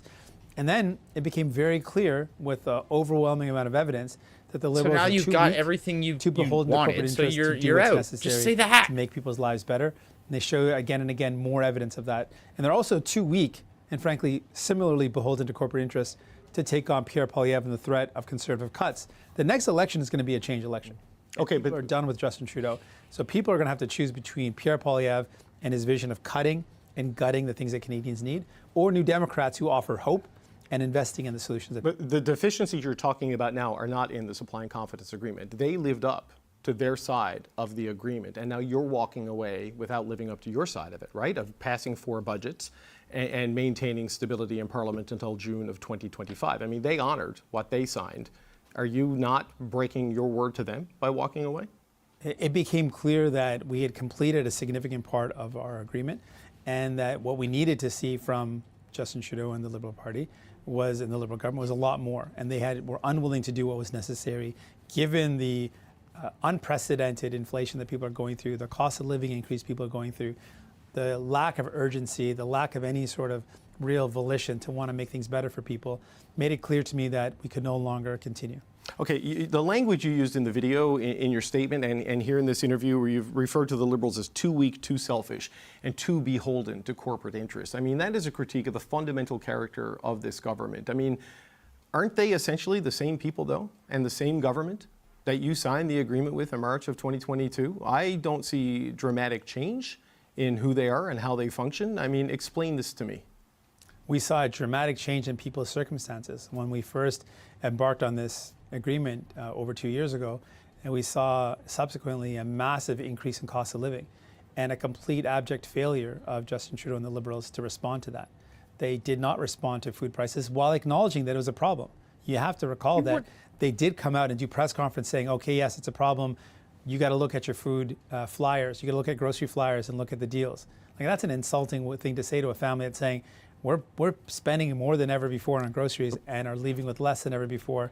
And they hear from Justin Trudeau's government, one of their ministers saying, you got to do a better job of shopping around your flyers. Then they get this fake promise of we'll force them to stabilize prices by asking them nicely. I mean, this is all an acceptance of the problem, but a failure to do anything meaningful to address it. That became very clear, and we saw more and more examples of that. Well, inflation struggles that people are going through made it clear that this government and Justin Trudeau and the Liberals are not up to the challenges. Okay, well, inflation is coming down now, and in some cases, food prices are deflating. They're actually decreasing. So, I mean, there has been some change in those circumstances as you're doing this. But where? If what the food? Though, the net increase, though, of like over, what, totally 25, 30% increase of prices, even if inflation stabilizes, that doesn't address the fact that prices have gone up by that much. They've not come down by 30%. No, understood, but there are a lot of global inputs into shopping? the prices of a basket of Tell food me, that I we want to talked shop about there. earlier. But I wonder, Mr. Singh, if you say they are too weak, too selfish, too beholden to corporate interests, I know you've left the supply and confidence agreement. How can you vote confidence in future confident votes in a government with these fundamental deficiencies? If I had an employee with those qualities and I had the chance to fire them, I'd do it. What are you going to do? We're going to take each vote as it comes. I'm not going to guess at what the vote is and guess at my vote at it. We'll take each vote as it comes and make our decision. But what is clear is what we are up against now is an election that will happen because I've torn up this agreement at a date that's now more uncertain. But that election is going to be about who can replace this government. And it's a choice between Pierre Poilievre, who wants to cut the things that Canadians need, been very open about wanting to cut people's pensions, one of the first things he announced in 2022, so he wants to cut people's pensions, or New Democrats who want to strengthen someone's pension. What the heck, Talib? This is our parliamentary secretary of Canadian Heritage. So she's the new, I think she's the new, comment editor, senior comment editor for the National Post. So we'll dig through. So this is from Mark Miller, I guess. Pierre Poilievre, the opposition. So we'll go all the way to the front. If you look at the opposition, and Pierre Poilievre, this is a guy who spent the last 20 years cashing a government of Canada paycheck. What is the one thing that guy's ever done in the one job that he's ever held in the House of Commons? And no one can nail that. He throws out a lot of slogans, but sure, anyone can throw out a slogan. Cut the crap, shut your yap. I could shoot that off all day. If you look at the opposition, Miller's been getting increasingly punchy. So she quote tweets this with, "This guy probably single-handedly made our country more dangerous than it's ever been." I don't know about that one. And then quote tweets herself again with, "Incredible how much damage a party and minister can do to a country in 9 years." He wasn't the minister for 9 years. And then this is the parliamentary secretary to the Minister of Canadian Heritage. So the Minister of Canadian Heritage is the minister responsible for what's it called? For the media fund, the independent media fund. So he quote tweets this with, "Your paper wouldn't be in business were it not for the subsidies that the government that you hate put in place. The same subsidies your Trump-adjacent foreign hedge fund owners gladly take to pay your salary."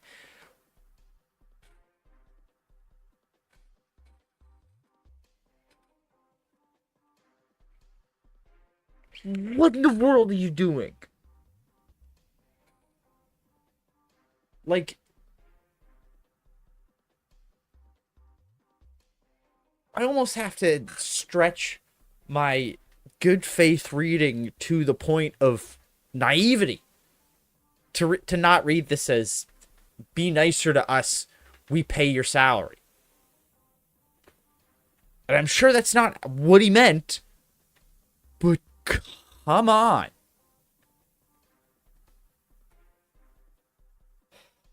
What are you doing? Because then it just bounces back on everyone else, where now it looks like, well, if we're not being as hypercritical and having the goddamn government ministers and parliamentary secretaries quote tweeting us and yelling at us, then we might as well be on the dole. To be clear, I make sub $45,000 a year. I'll be straight up on that one. So if you're saying, and as we've already established, Singh was using my reported to like, yeah, I don't know. I'm sorry. I didn't realize what I had. God damn it, Twitter. But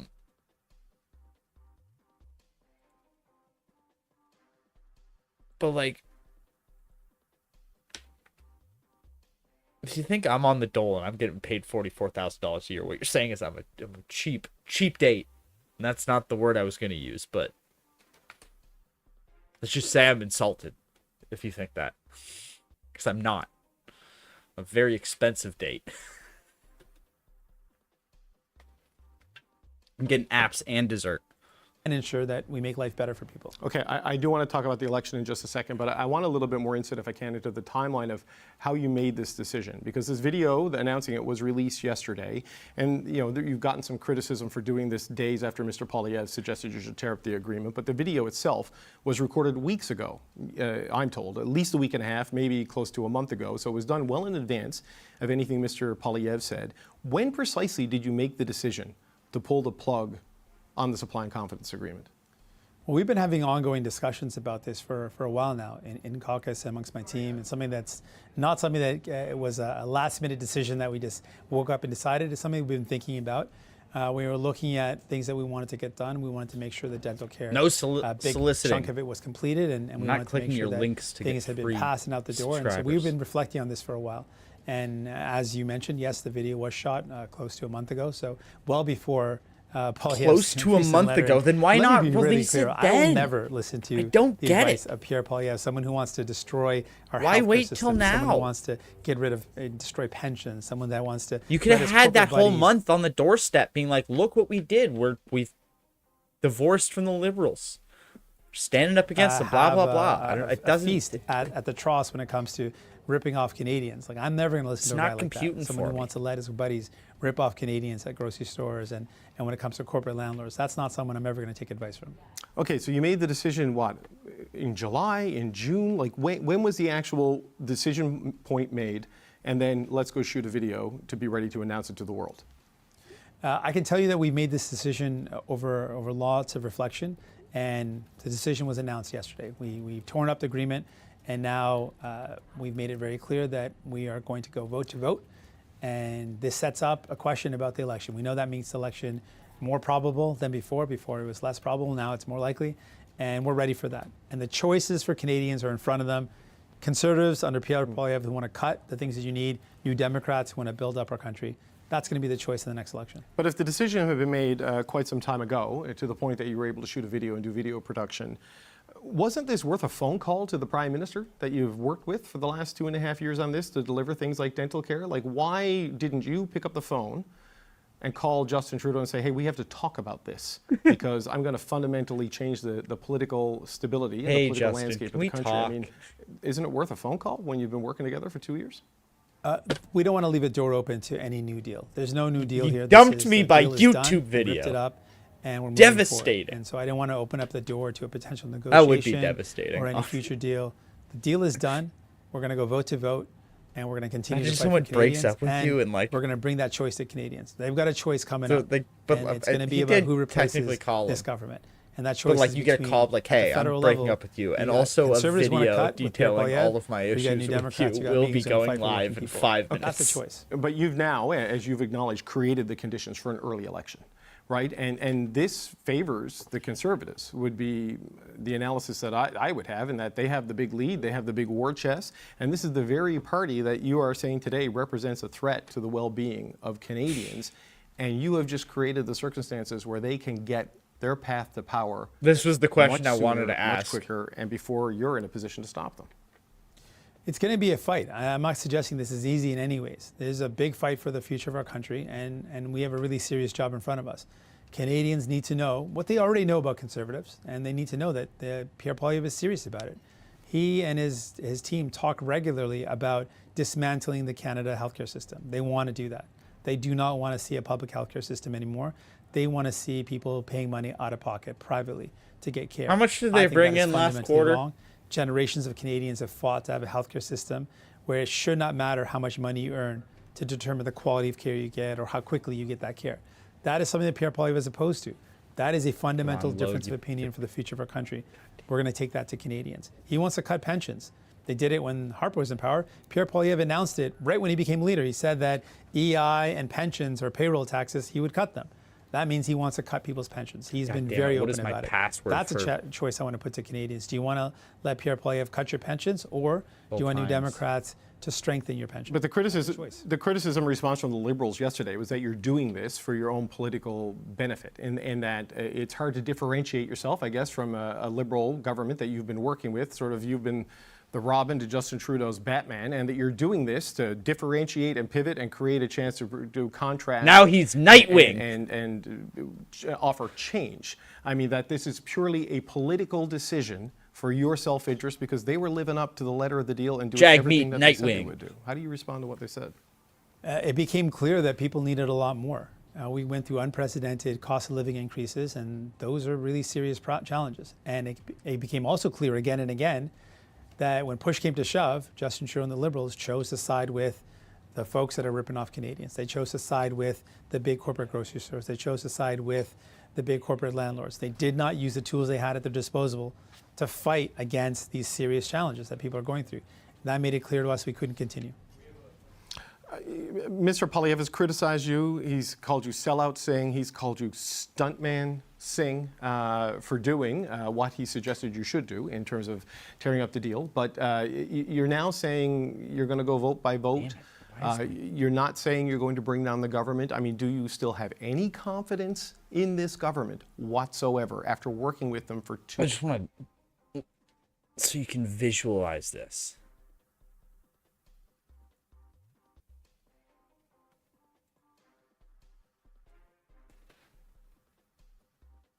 That blue line,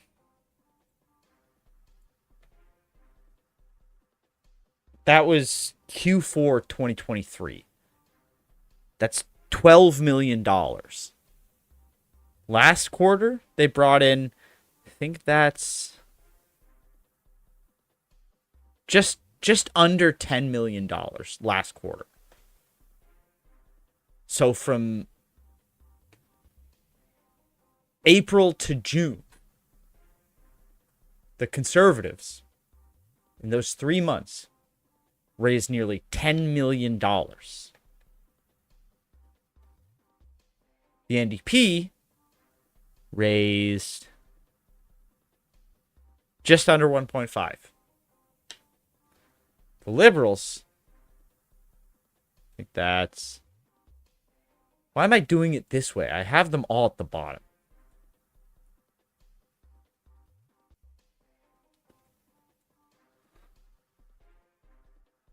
So yeah, Q2, 9.8 for the Conservatives, 3.77 for the, and this is all in millions, for the Liberals, 1.29 for the New Democrats, then 376,000 and change for the Green Party, 321,000.8 thousand for the Bloc Québécois, and then the People's Party, their worst quarter since their creation in like 2021, I think. Their worst quarter with 140,000 and change.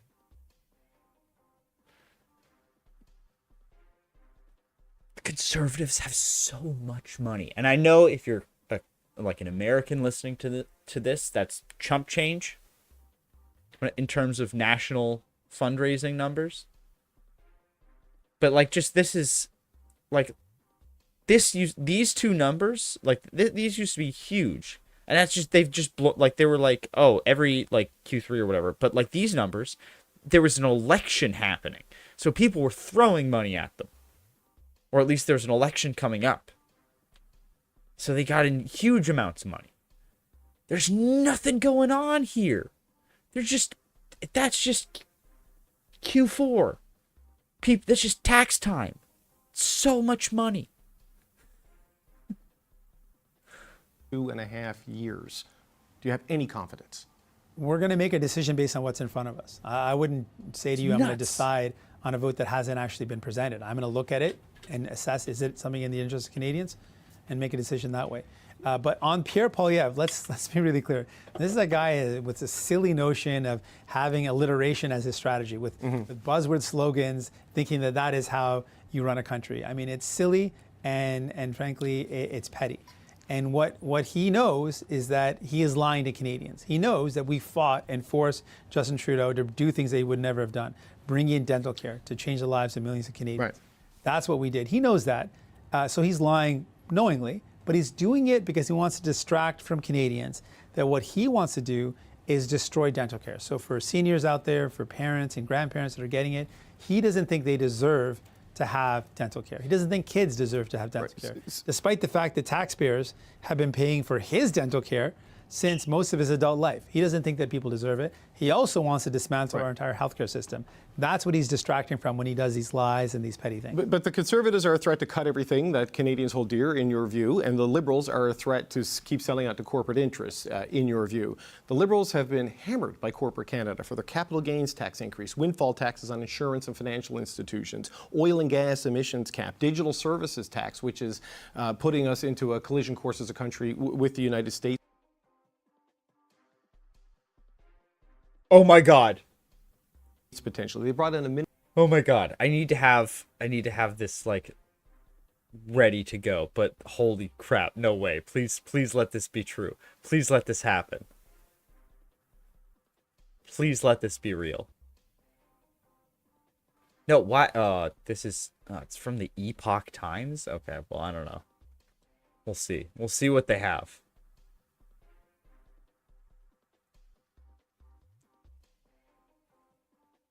No. Don't want to give you my email.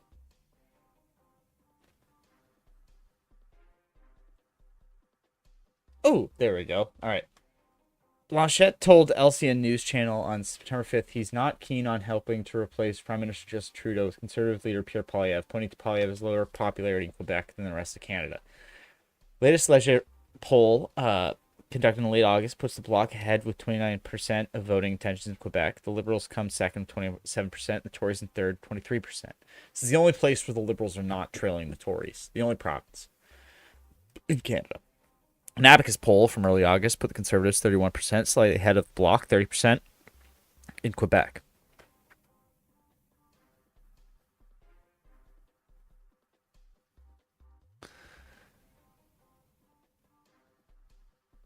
So Blanchette said the Bloc supports the carbon tax, wouldn't vote in favor of a confidence motion around that theme. Poilievre tabled such a motion in March to oppose the April 1 carbon tax hike, and it was rejected by all other parties.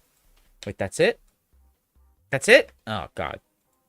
They got me all excited because the tweet I saw implied that the Bloc were considering their own supply and confidence agreement to get some stuff, to get some free stuff out of the Liberals, which would be hilarious. Hilarious. Minimum tax on the wealthy to avoid them, to make it harder for them to use deductions to get around paying tax. I mean, that is not a pro-corporate agenda, a pro-wealthy agenda as you're defining them. When it comes down to it, though, when push comes to shove, on the two most fundamental things that Canadians care about, cost of their groceries, cost of their rent. On those two fundamental things, they've caved heavily to corporate interests. They threatened to bring in a excess profit tax. They didn't do it. They didn't actually get any real results on lowering prices. They knew that this was a problem. They accepted it, and we pushed for changes, and they backed away. And they backed down because they caved to the corporate interests on grocery prices. And that's something that affects people on a regular basis. That's your weekly bill. People are worried about something that's affecting them regularly, and Justin Trudeau and the Liberals failed to respond to that. Okay, just on top of that, when it comes to the rent, that's something you have to pay monthly. That's a serious thing. And we've got corporate landlords in Canada receiving either CMHC-backed insurance on their loans, or getting preferential tax treatment, or getting straight up federal money and not and mistreating their tenants. Right, but the government could have done something about it. They didn't. I mean, look, the rent challenges are bigger than just corporate landlords, though they are a part of it, and it is provincial jurisdiction. So there are limits in what you want them to do there. But because what I've described isn't provincial jurisdiction. I'm just saying. No, but it may not be enough to solve the problem. Companies that rip off people. Right.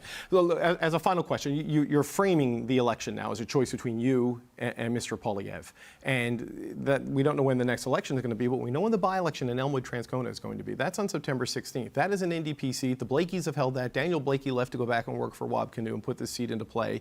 Conservatives have a chance to win this. If you lose that seat to the Conservatives, are you really the credible alternative to Pierre Poilievre?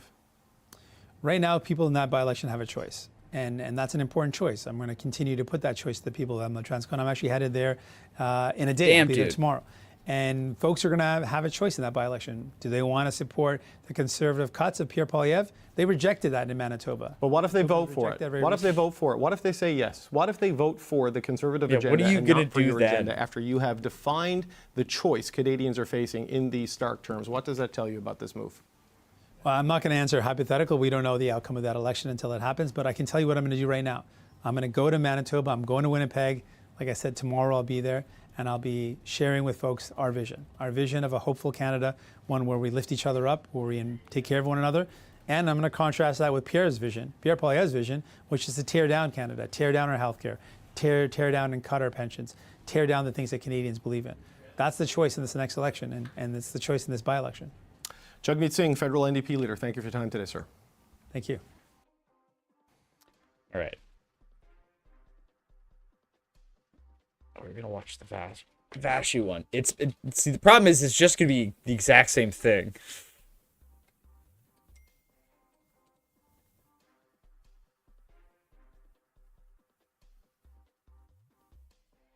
All right, here it is. Hi, Mr. Singh. Good to see you. Thank you so much for making the time. My pleasure. Mr. Singh, in your video yesterday and in the comments you made today, you called the Liberals and the government more specifically weak and selfish. You said they've let Canadians down, they've abandoned Canadians, and that they have led to endless disappointment for Canadians. How can you ever support them going forward after saying that? Well, we've torn up the agreement with Justin Trudeau. I've torn that up. And I know that means election is more likely than 102 before. times. And it's really clear to me. There's mounting evidence that Justin Trudeau and the Liberals were just too weak to take on corporate greed. They were too beholden to corporate interests to stop big corporate grocery stores and corporate landlords from ripping people off. And frankly, they're too weak to stand up to the real threat of Conservatives under Pierre Poilievre who want to cut our healthcare system and cut pensions. So for all those reasons, we've ripped up the agreement and we're putting to Canadians the choice for the next elections between New Democrats are going to give people hope, or Pierre Poilievre and the Conservatives who want to cut. But ripping up the agreement is just ending the formality of it. You explicitly said, for example, in that video, that you will continue to consider whether or not to support the government on matters of confidence on a case-by-case basis. Again, I'll put the question to you. You have told Canadians they are weak, they are selfish, that they have abandoned the very people who put them in office. You just described a host of reasons why you don't want to be a part of any formal agreement. How can you reconcile for Canadians watching now that you're still willing to vote with them and keep them in power on a case-by-case basis? Well, I don't know what the votes are going to be. So we'll see what the vote is, and I'll make a decision based on what comes before me, using the lens of, is this in the best interest of Canadians? Depends on what the votes are and depends on what comes before us. But we know that this does certainly mean that an election is more likely, and that election will be about a choice. People are frustrated and done with the Liberals and Justin Trudeau. So it'll be between Pierre Poilievre and the Conservative cuts or New Democrats' hope and building up the programs that people need. I have to also ask you, Mr. Singh, why now? And in particular, you know, I've done so many interviews with you. I'm sure you're sick of them, where I ask you the question, like, this is the way in which you're describing the government. Why are you still keeping them in power? I don't understand what changed, saliently over the last number of days or weeks that led you to make this decision now versus, let's say, 6 months ago. You point to corporate greed, for example, particularly in the grocery sector. Food prices were at their highest over a year ago, and the government wasn't doing much even then. Why didn't that force you to make this decision? Is this more about really polling and your electoral chances, and some would accuse in the Conservatives your pension? Not at all. First of all, let's put that to rest. That's a lie by being propagated by Pierre Poilievre, who's, I think, got his full pension when he was like 31. So I don't know. He wants to cut people's pensions. Speaking of pensions, he wants to cut seniors' pensions. I mean, that's what we should be talking about, the fact that we want to defend and strengthen people's pensions, and he wants to cut them. I think people should know about that. But when it comes to decision, we always knew that at some point we would have to make this decision, that we weren't going to stay in this forever, and we would make that decision based on a whole host of factors. What we saw was that we got a lot of things done. We were able to get the dental care program out the door. Pharmacare steps have been passed in Parliament. So a lot of the work that we wanted to do is done. And it became very clear, more and more evidence mounted that the Liberals were simply too beholden to corporate interest. What's the evidence? And that's not going to meet the needs of Canadians. With due respect, what is the recent evidence that underscores that point that didn't already exist 6 or 8 months ago? I would say the approach towards working people when it comes to the rail workers. I was really concerned about that. I raised those concerns very publicly, that these workers were just asking for more safety, and that CP and CPKC and CN Rail, in a lot of ways, what looks like a collusion of timing this together. They locked out the workers. First of all, the workers weren't even on strike. They locked out the workers, and the workers weren't even able to negotiate before they were forced to binding arbitration. Another example. Honestly, if there's any major benefit to the way this, this announcement has rolled out, it's been the chance for him to keep reiterating that technically it wasn't a strike, it was a lockout. I don't know how much of a benefit that is. Of the Liberals caving to the corporate interests instead of letting workers fight out and get or a if fair anyone deal. was actually paying attention to that part. That was another example of mounting evidence. We got a lot of things done. The Liberals aren't able to do more for people, and we've torn up our agreement, and we're going to go vote to vote. So if they had behaved differently in that labor dispute, would you still be in this agreement? I don't want to deal with hypotheticals. They did what they did, and it became very clear to me that they were no longer able to meaningfully tackle the problems that people are going through. They've shown again and again, and the evidence has got to the point where we said they cannot take on the major issues of the day. The fact that corporate landlords are rent evicting people, jacking up rents, they're not going to take that on, and they're not doing what's necessary, so we tore up the agreement. And the next election, again, is going to be a choice. People want change. They're going to replace Justin Trudeau. Do they choose Pierre Poilievre, the Conservatives, who want to let big corporations rip Still off got people 7 even minutes. more? He could say it a lot more fire on the times. fuel of corporate greed, or New Democrats who are saying, let's make people the priority. Let's protect people from the corporate greed of these large, powerful interests, and let's make sure people get lower rents and lower grocery prices. But again, with great respect, all of the stuff that you lay out, we have been talking It's about. my show. You and I, you and other politicians. It's my there show, has been ding dong. Accountability directed at the government and No, questions stop about playing. why they aren't doing more on those issues that you talk about affordability, about grocery prices. It's my show, about ding corporate dong. interests for over a year. Right, like it was particularly difficult for No, Canadians. we I mean, don't inflation want has the edged down, but prices are up Halloween 20% dubstep remix. over the last 3 years, and they were super high a year ago. My question isn't hypothetical. You are raising the idea that the CN Rail dispute and their handling of it really was it a turning point? Like, again, I'm not clear why this wasn't a decision you didn't make earlier, unless now you see that your personal interest is better served and you didn't before. Well, like I mentioned, we got work done. We got things done, things completed. We wanted to make sure dental care was completed. To at least the second phase include seniors, and a lot of that program was done over the summer. So that But completed it's not totally a significant done, part of and our neither is agreement. pharmacare. And It's so still that before was the that was Senate. really important. This summer, actually, we got the portal. We got some major changes. So we got a lot of work done. And it became very clear with their approach towards the workers in the rail situation that, again, another example of caving to corporate interests. And so we made it very clear that they're no longer able to meaningfully tackle the problems that people are going through. We've torn up the agreement because they're too weak to take on the Conservatives, and they're too weak and beholden to corporate interests to stop what is the major concern, what people are going through right now. The high cost of living is being driven by corporate greed, and the Liberals aren't doing anything about it. I guess I would just point out that both pharmacare and dental care are not completed in the vein that you saw them. There's even still a legislative process that's unfolding where pharmacare is concerned. I also wanted to ask you about on pharmacare, in terms of the legislative process in the House, that's completed. Yes, before it's the a Senate Senate vote, which obviously we don't have any influence over. No, but things can happen. You never know. I'm just saying that's not completely Well, it would done. still have to. I also. It's voted in the House. I mean, that bill is done. So you think for sure No, it's going to happen? You but trust the Liberals to make sure it happens? Because I think the argument you're making is... It's not done because the Senate could still send it back with amendments. And then you'd have to do all this. You'd have to get it through again. So it's not done. Yeah, but the argument If Justin Trudeau doesn't It's move at forward Senate on committee. pharmacare, that's because Justin Trudeau chose not to. Anything could happen there. But the argument you're making, sure, but the argument you're making to Canadians is essentially you stayed in it as long as you did to get things done. So if those things aren't done, why aren't you continuing to stay in it unless there's some kind of political interest in it for you? You could say I'm baffled. To move to a different position, which is what the Liberals essentially are accusing you of. They say blatantly, Karina Gold on this program last night, you put your own interests ahead of Canadians. It's not. Dental care is done. We've got the legislation necessary for it, the program's out the door, and people are getting it. Millions of people have gotten it. And the pharmacare legislation is passed. The anti-scab legislation is passed. Major pieces of our agreement have been completed. We've gotten a lot of work done, important work. And now we're turning the page on that and saying that the Liberals are no longer made it clear they're no longer able to do what's necessary to tackle the issues of the day. And the issues of the day are the high cost of groceries, high cost of rent. Housing and groceries are two major concerns I hear from. The Liberals have shown again and again that they've caved to corporate interests on those two files. And then most recently in the summer, they caved to the corporate interests of these large corporate railroads instead of letting workers get a fair deal.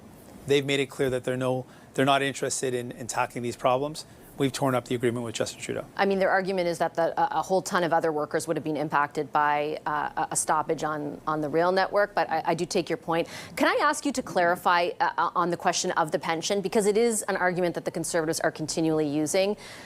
Are you eligible for a pension in February because of when you were elected in the by-election, and has that factored? Yes, no, but the first question is just yes. It's just that's when he is eligible for it. Into your but also, making. like, if he ends it now, that would, like, if you're saying it's because of his pension, then he wouldn't have torn it up. He would have left it till February. And that probably would have been, if he wanted to keep the election going as far as possible, probably would have done that. And secondly, if there was an election, I don't know if he would lose his seat. So if he doesn't lose his seat, the election, he comes back from the election, he just has his pension then. So it's I think it's silliness. I don't think that's the thing. In all of this, or will it factor into your decision making and perhaps prompting an election? Can I just get you on the record on that? Not at all. It's a ludicrous suggestion. I'm obviously going to get reelected in my riding. I'm not worried about that at all. This is a silly argument being bought by Conservatives, but it's on purpose. And the reason why Pierre Poilievre is doing this, because he wants to distract from what he wants to do. He wants to destroy the dental care program for seniors. So for your parents, for your grandparents, he doesn't think they deserve to get their teeth looked after. He wants to get rid of this entirely. Not only that, he also wants to get rid of our universal healthcare system. He's been very open about that. He doesn't want to see a public healthcare system. He wants to see it entirely private.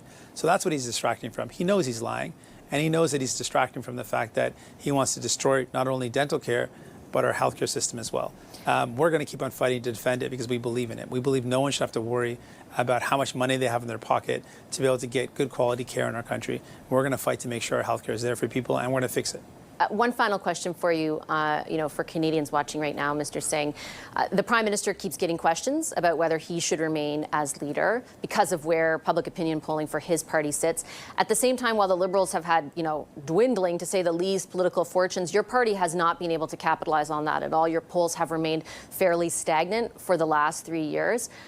Should people be asking you if you should remain on as the NDP's leader? Are you asking yourself that? And how much responsibility do you bear for the lack of success for your party? We've brought in the biggest expansion of healthcare in a generation.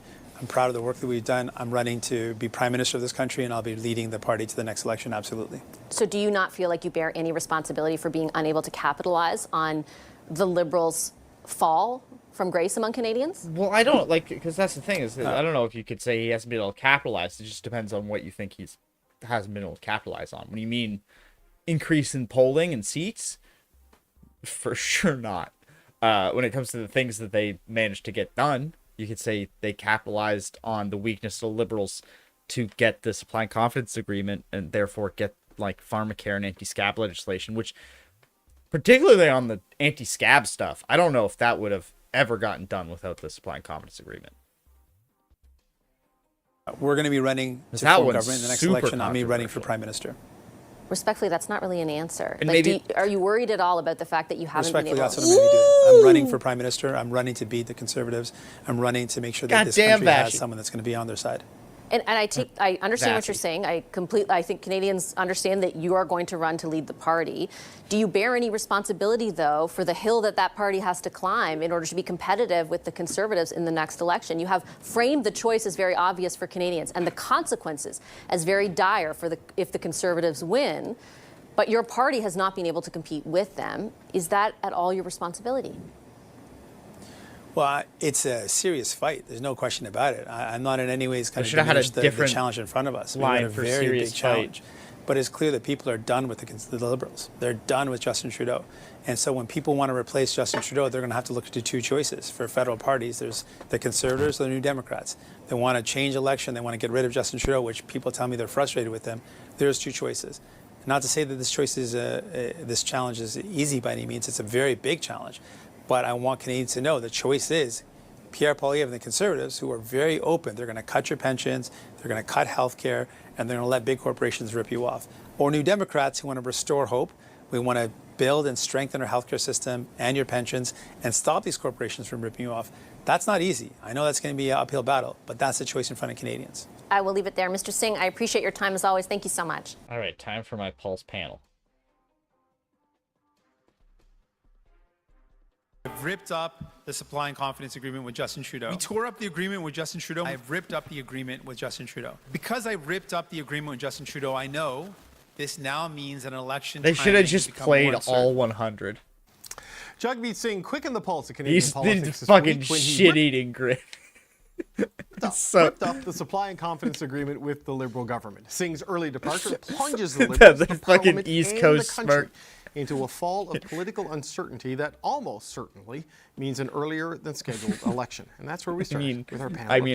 It would have been. Greg McEachern is a former Liberal ministerial he held back on the grid way more than I would have been able to. And Melanie Richer is a former communications director for the NDP, and she loved the ripped up. Great. Thank you all for living up to our studio and camera agreement and not tearing up our SACA. Mel, let's start with you. Jagmeet Singh, I mean, he is the star of the week. He set the stage this week. He set the agenda this week. He dominated the news this week. Did he have a good week in your view? If you were to look at my Twitter feed right now, maybe not. But if you did what, Nobody has a good week on Twitter, by the way. So. Every next week I wonder why I'm on this platform. But anyways, if you were looking at that, you might hear a lot of folks who had a lot of things to say. The same people who, when, Jagmeet entered a deal, said this is going to be the end of the NDP are now saying now that they're out of the deal, it's going to be the end of the NDP. So I don't take a lot of weight from those folks. But as I've talked about on this panel before, when things like this happen, I go home, I talk to people, and I talk to, my nonpartisan folks who aren't necessarily plugged in, who don't think the way that we do, who don't look at everything that we do. And for a lot of those folks, actually, the surprising reaction from this week, whether they were happy or they were just okay with it, was relief, which was an interesting one that I wasn't expecting. And the relief there was in regards to goddamn, finally you did it. Seeing how the race for the next election is playing out and how far ahead the Conservatives are. And I think a lot of folks have been, and you know what, to be fair, tore it up, you shredded it. Have been waiting for the Liberals to do something to turn things around, have been waiting for months. What are they going to say? When are they going to decide why they're doing this? When are People they going to just screaming, take on somebody do in something. a real way? And that hasn't happened. So I think do an ad. The relief of seeing that throw a somebody's punch. willing to do it. Jagmeet has said, I'm going to take this battle on. I'm going to fight for a vision that is hopeful instead of tearing it all down. And at least in my circle of nonpartisan folks who are, paying attention, but not as much as we are, it was relief to them. Somebody is going to take this guy on because that's not my vision of what Canada looks like. Greg, now that the coalition has ended, I assume you're going to disagree with me. I mean, what's your view of it from your side of things? I was surprised at how badly the NDP leader communicated this, especially when we found out that the video was done maybe a month ago. So this wasn't a last-minute issue, and he also knew that the Conservative leader had why called not him out on release it this. then? So I don't understand. I agree with you, Greg. Not to suck up to my Friday boss here too much, but I saw a lot of Twitter traffic about your interview with him and about how he did not give you a straight answer. Corporate greed sounds like something that you would expect a hippie in the early 70s to be talking about. Nobody really knows what that means, and it was never in the supply and confidence agreement anyway. The same way with the press conference, really, really badly done.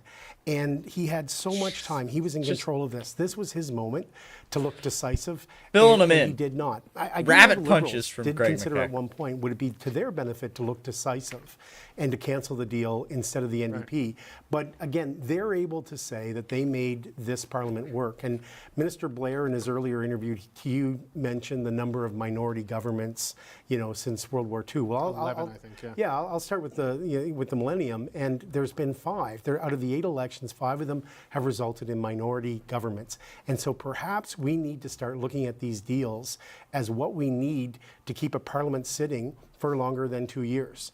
Because I do think Canadians that aren't partisan want to see Parliament work and they want to see things done. The last thing I'll say on this, David, is I saw some New Democrat MPs say that they had gotten everything they wanted out of this. But what they really wanted out of this, and what most politicians want, is credit. Yeah. And they've never gotten the credit that I've never understood. And again, we keep treating Singh like he's a new politician. He's been around since 2011. He's not a newbie on this. And I think every time that they got a victory, he turned around and started criticizing the Prime Minister. And people would say, why are you in a deal with him then if you dislike this guy so strongly?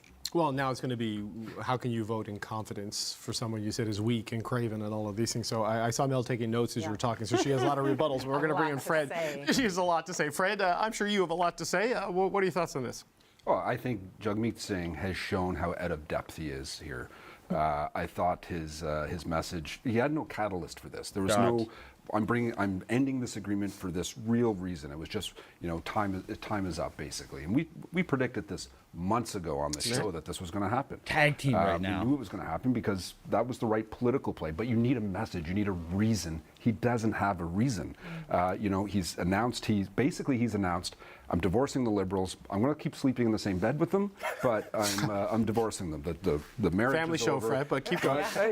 But that's what we're looking at here, where the pressure is now going to be on him to stand up now, because I can tell you, Poilievre and the team are going to bring confidence motions at every single opportunity. Yeah. He's going to have to now defend that. And to Greg's point earlier about how he would go out and praise these different deals with the Liberals and then attack them in the same press conference. And it just does. He was such a poor communicator on that. I think he's really out of his depth here. I think he's, and at the same time, we talk about all these minority parliaments. This is now the new norm in Canada. He's lost a lot of credibility. He made a deal with the Liberals. They lived up to it for the most part, and now he's backed out a year early. So without a real reason for doing that. So I think, we could be headed, I think it's going to be a majority government the next time, blue-colored. But if it's not, I don't know who could actually work with Singh. It's interesting, though, Mel, because he said the supply and confidence agreement was so successful in delivering from Canadians, we have no choice but to tear it up. It's an interesting rhetorical argument, but like you've got your notes. I want to hear your rebuttals to what the guys had to say. Yeah. There's a few things I think. I think we, not having we a pay good close time. attention, we focus a lot on the mechanics and on the, well, how can you say this and how can you say this? But for folks who are tuning in and who are tuning in every now and then, you really have to paint the choice about why you're doing things and why you're not doing things. So I'll go back to the, But are you just depending on people not paying attention? The Prime Minister. Then how are you going to get? How are you going to paint the picture for that the it? NDP has, period, is to explain to people how they're different from the Liberals. So particularly in this deal, it's paramount for them to have been doing that. Yep. And you see this in focus groups all the time. You really have to make the choices super clear, and that does actually include a lot of, here's where we can work together, but also here's why we're very different. So that's actually very important for Jagmeet and the NDP to do. The contrast thing. Exactly, that contrast thing, to explain the differences and to explain the choices. So that's one thing. As for like the actual deal, and I was around when that deal was brought in. The goal of it was never, once Melanie this is was done, the former the Liberals done. My part of the deal is done. For the NDP. The agreement was always that this is a floor, this is not And a Director ceiling. Communications And every for year they Jagmeet were Singh supposed as to well. renegotiate. What else did they could add in there? What else did they could get for Canadians? And from what I understand, those conversations were going less and less well. because it didn't really seem like the Liberals got the moment and understood what people were really going through. And there was no willingness to put more stuff on the table. So at that point, you're actually not living up to your side of the deal. You're not renegotiating and adding more things in here that are going to help people. But help me understand, because I interviewed Jagmeet Singh yesterday for about 20 minutes, and he was talking about price controls on food. Like, how do you do that when you're a free trade promoting government and deal with rents? And how do you do that when that's provincial jurisdiction, right? So how do you, and so those were, are you saying they tried to get those in the SACA and it just didn't happen? Or how can it mechanically even be done? Well, I'll let the policy folks talk about the policy. As a communications person, I'll talk about the communications. But what I actually thought interesting is, and say what you will about his interview yesterday, but I actually thought it was interesting the proposals that he actually put forward when you asked him those questions. The fact that federal governments are giving loans to companies who are then turning around and making rent more expensive. Some of the things that they've done with the housing measures where I forget which component exactly, but if you were building quote unquote affordable housing, it actually had to be affordable. And when before the deal, it actually wasn't affordable. So they lowered what affordable actually meant. So those are kind of things that you actually can do at the federal government. But park that for a second if you want to talk about federal competence. Jurisdiction. Thank you. And provincial jurisdiction. People don't actually understand what that is, right? But he should. He should. If he wants to be Prime Minister, he needs to know. Let me finish. When people are going through a hard time, they want you to fix it. There's only one of her and there's two of you. Give her a chance. If somebody's brother is dying in long-term care, they don't care whether it's federal. They don't care whether it's provincial. They want you to sit at no. They want you to sit at the table and they want you to fix it. But don't you have to have the power to fix it, to fix it? The power to sit at the table. But he walked away from the table. He walked away from the table. There's something that I don't like. There's a couple of ministers who have said that they're surprised. I think they're being too cute. Yeah, I think we knew. So everyone knew this was ending. What I think they were surprised at, one was the way it was handled, which was not very elegant. An email. Nobody would do it any other different way. You know, like reporters knew. So that's not. But it was like they didn't try to get one more thing. Yes. And they just walked away. But they did and all summer. No, but you got to go in. No, but they got to go and say, "This is what we want. Will you give it to us?" That'll give it. That's what you need to do. They didn't do if he thought he was going to get that, the NDP leader would have said it in the media and put it in brokered and negotiated through the media. Instead, they decided that we need to run away from this. And why? And I think it's the two by-elections. This is, you know, I don't think it's going well, and I think the by-elections aren't going well, and this is their Hail Mary pass to keep a seat and win a seat. I don't know. I'm Fred. I don't know if you think it was the by-elections, but I mean, I think it's maybe that, but also next year. I mean, you can't run against Batman when you're Robin. Totally. Right. He loves that line. The loves that duo line. has got to break up, and you got to be your own thing after a while. We all knew the deal had to end. Like they had to break it. But why not just say that? We need to end this because it's time for Canadians to make a choice. Is Singh Red Hood? I mean? Well, I think we did. I think what they needed to do is say, "Hey, Liberals, this is what we want. We want this now." You talked about how they, you know, that it was about this was a floor, not a ceiling. Like we can talk about other things. Right. They should have gone in and said what that was. Put that narrative out. This is what we want. Liberals said no. Deal's over. But instead of recording a video a month ago, 75 times I've ripped this up. That's the closest I'm ever going to be to ripped. He also said, "Let me be clear," and he wasn't.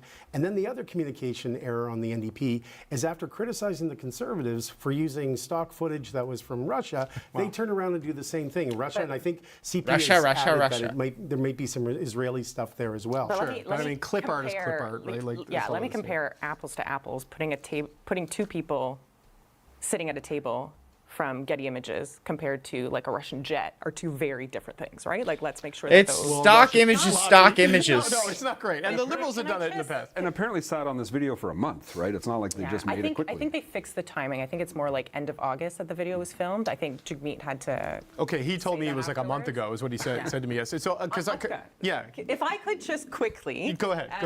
Chance. And I've lost my train of thought, so never mind. Okay, no, I was going to say, because it was interesting, because the timing of the video of when it was shot was an interesting argument. Lose it, they knocked it out of your hands. Singh defended himself and saying, "Oh, Pierre Poilievre said I shot the video a month ago." Right. But then he talked about the rail impasse, which would have been after the video was shot and the decision has been made as a factor in the decision. From what I understand, the video was filmed mid-August, so it would have been happening as the rail stuff was happening, but isn't technically a month ago, or maybe it's coming up. Sure, okay. But there is. But clearly, Mel, the decision was made a long time ago. This was made early spring, early summer. When they signed the deal, this was. No, but I remembered my point earlier about the, well, they didn't say this is the thing that they want. I think they did do that in spring. Do I think that they talked about it enough so that folks knew exactly why they were walking away from it? No, but I think in the spring, that is what they kept saying. They kept saying we need to do more. Here are some of the things that we need to do, and they kept hearing no.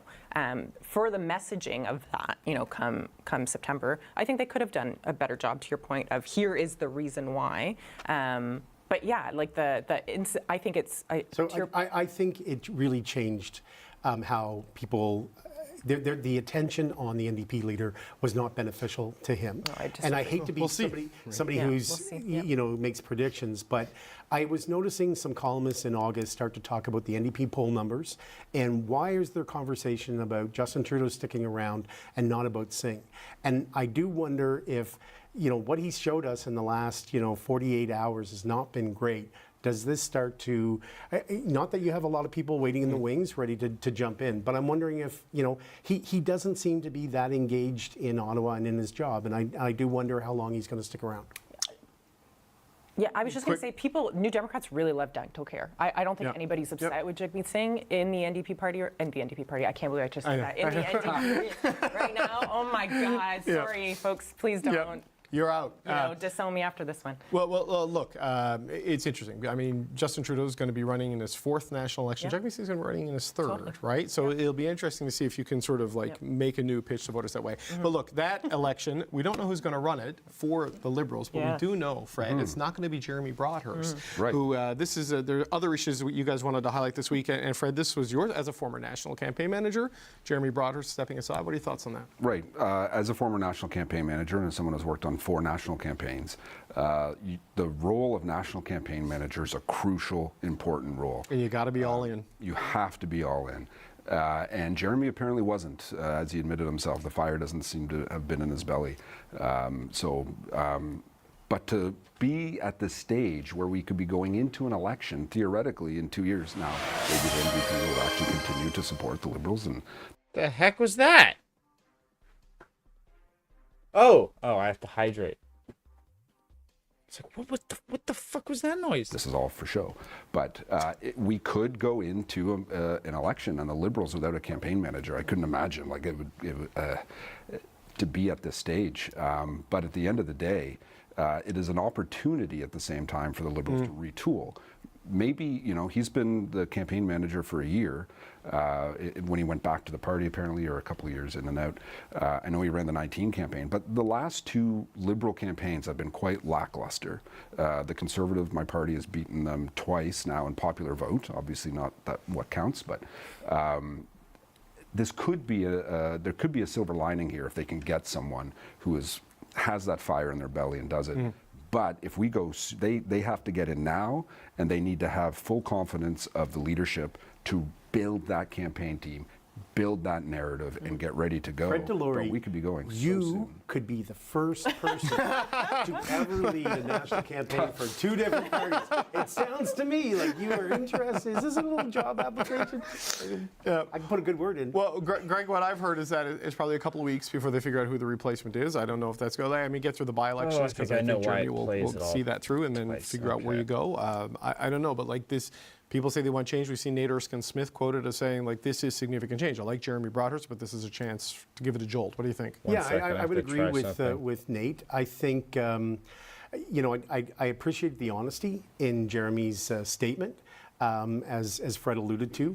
But, last year, going into the caucus retreat, Liberals MPs were saying that they wanted change. There were some changes around communication. We can discuss that at another time. But on this one, this may be the change that, like if we're talking about very basic things like red meat of change. Unfortunately, sometimes in order for people to feel that they've been heard, they need to see change. So perhaps ahead of the caucus, this will be the change that there'll be enough of a change. Right. So Mel, you know, people want change. People say they want change. You talked about getting outside of the bubble and going and seeing your normal people. My normal people, I know who Jeremy Broadhurst is. Right. I don't know if normal people would know that. Liberals know. Yep. If Justin Trudeau's still the Prime Minister and Katie Telford is still the Chief of Staff, and that's still where the shots are being called, you know, does it matter?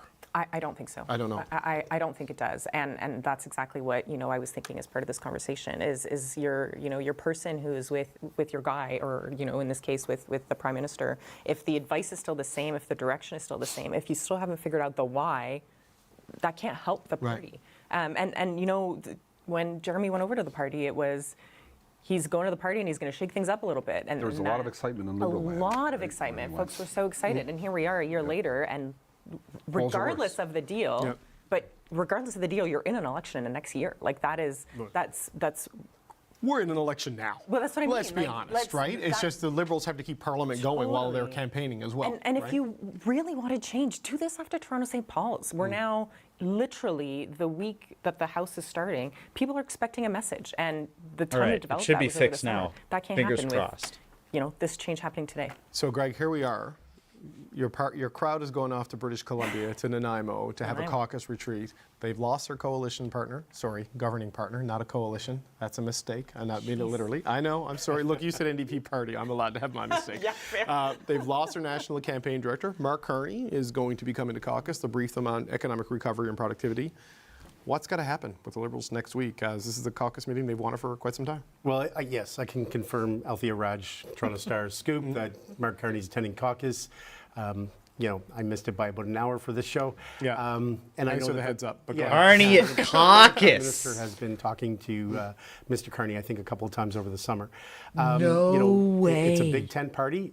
We just lost the orange section. I've never been convinced. Like everyone keeps saying this, and I'm like, why would he do it? But you never know. There's a seriousness in the country. Like, I'll eat my hat, sure and Liberals were telegraphing that they were listening. Better to. start marinating my hat. This is the thing I've talked about, where the preachiness and tone. I've even noticed the way that the Prime Minister speaks, the way he spoke to you when he came in here for the interview, less lofty, less aspirational, more meat and potatoes. And I think there's a lot of people in Canada and in the Liberal Party that want to see this. Right. So if you've got people with the experience of Mark Carney that are offering you advice, or you can bounce things off on, absolutely take that advice. Fred, I'm going to guess you think the Liberals need to come out of this with a message, with a narrative and a story to tell. Because I think you've mentioned that once or twice. It's interesting with Mark Carney going. He is he's always been rumored to be close. He's talked about running, or there's been people talking about him running, but never actually there. So to actually see him coming to that thing it's interesting.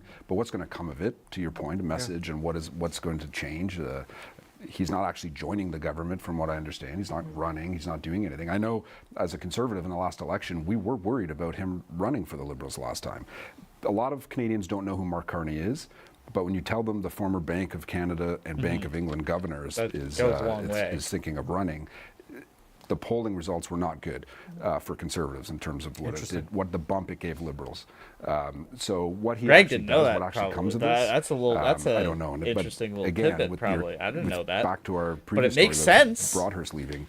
Going they don't into know this Mark meeting, Carney, but you say it's going to be former a bit governor of the chaotic. Bank of What is Canada, plan governor of the coming out Bank of this England. when you don't have someone actually in charge of your campaign. Fancy. In that meeting. So no, they got to figure that out. Because I still thought like, oh, they're going to hear banker, one of which is a key. But that's a fancy banker. For He's your like the crowd, banker of must hold bankers. for them. He's like the boss of What are the your thoughts on all bankers. this? Yeah, for sure. Just quickly on Carney. He's I the think governor for of the Conservatives, bankers. I see the play there that could be interesting, because it brings some seriousness and some statesmanship and maybe a little bit of steady to folks who are a little bit worried. But for our folks, it's how can this person understand what my working family is going through? This is not a connect that is going to make my life better tomorrow, or is going to make my life easier with the struggles that I'm going through. So for New Democrats, that's fascinating choice and something that they are obviously going to pick up on. But for by-elections, there's two important by-elections coming in 2 weeks, and it's funny because it's the first day that the House comes back, and we're going to have these two by-elections that are going to be pretty important for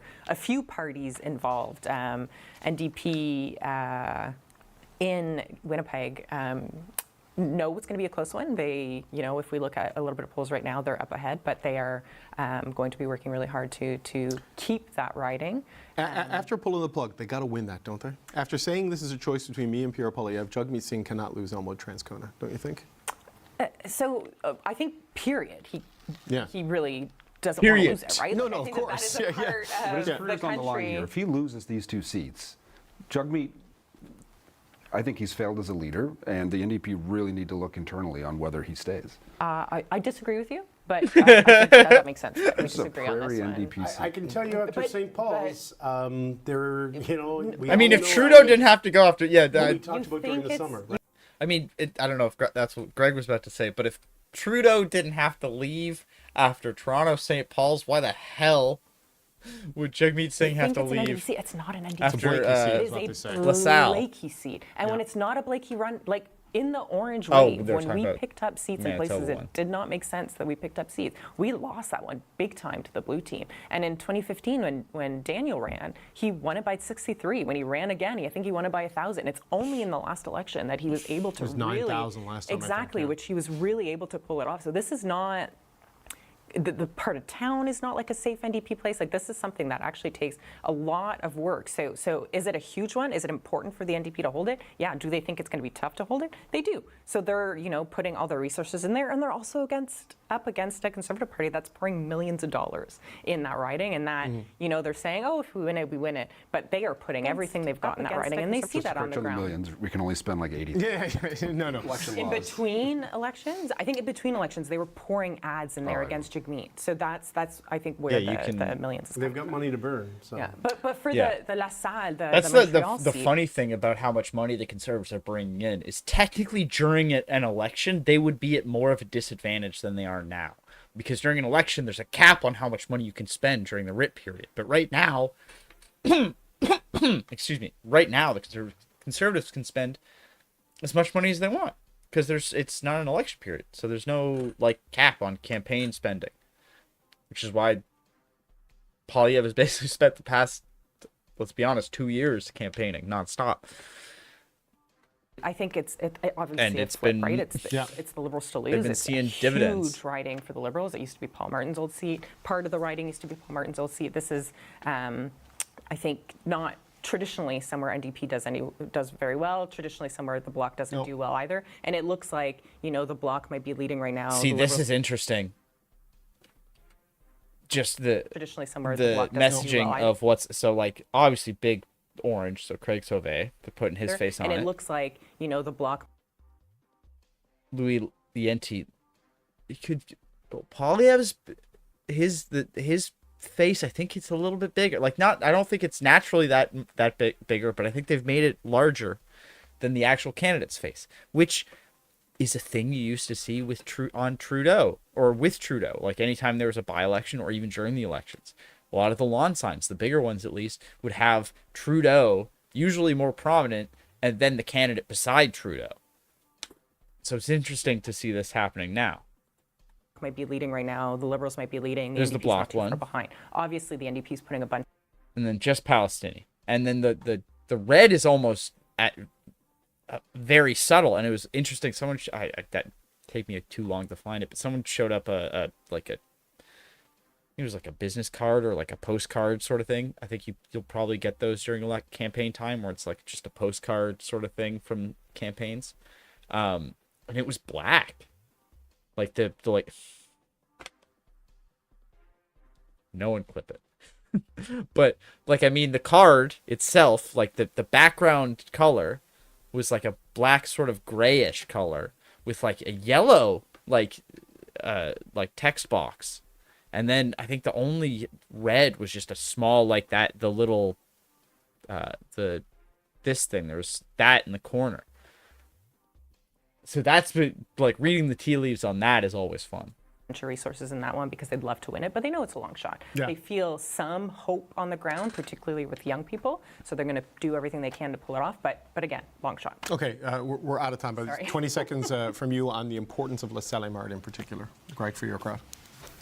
This by-election, like the one in St. Paul's, happened because of the cabinet shuffle last year, and there has been a really long delay in getting these by-elections called.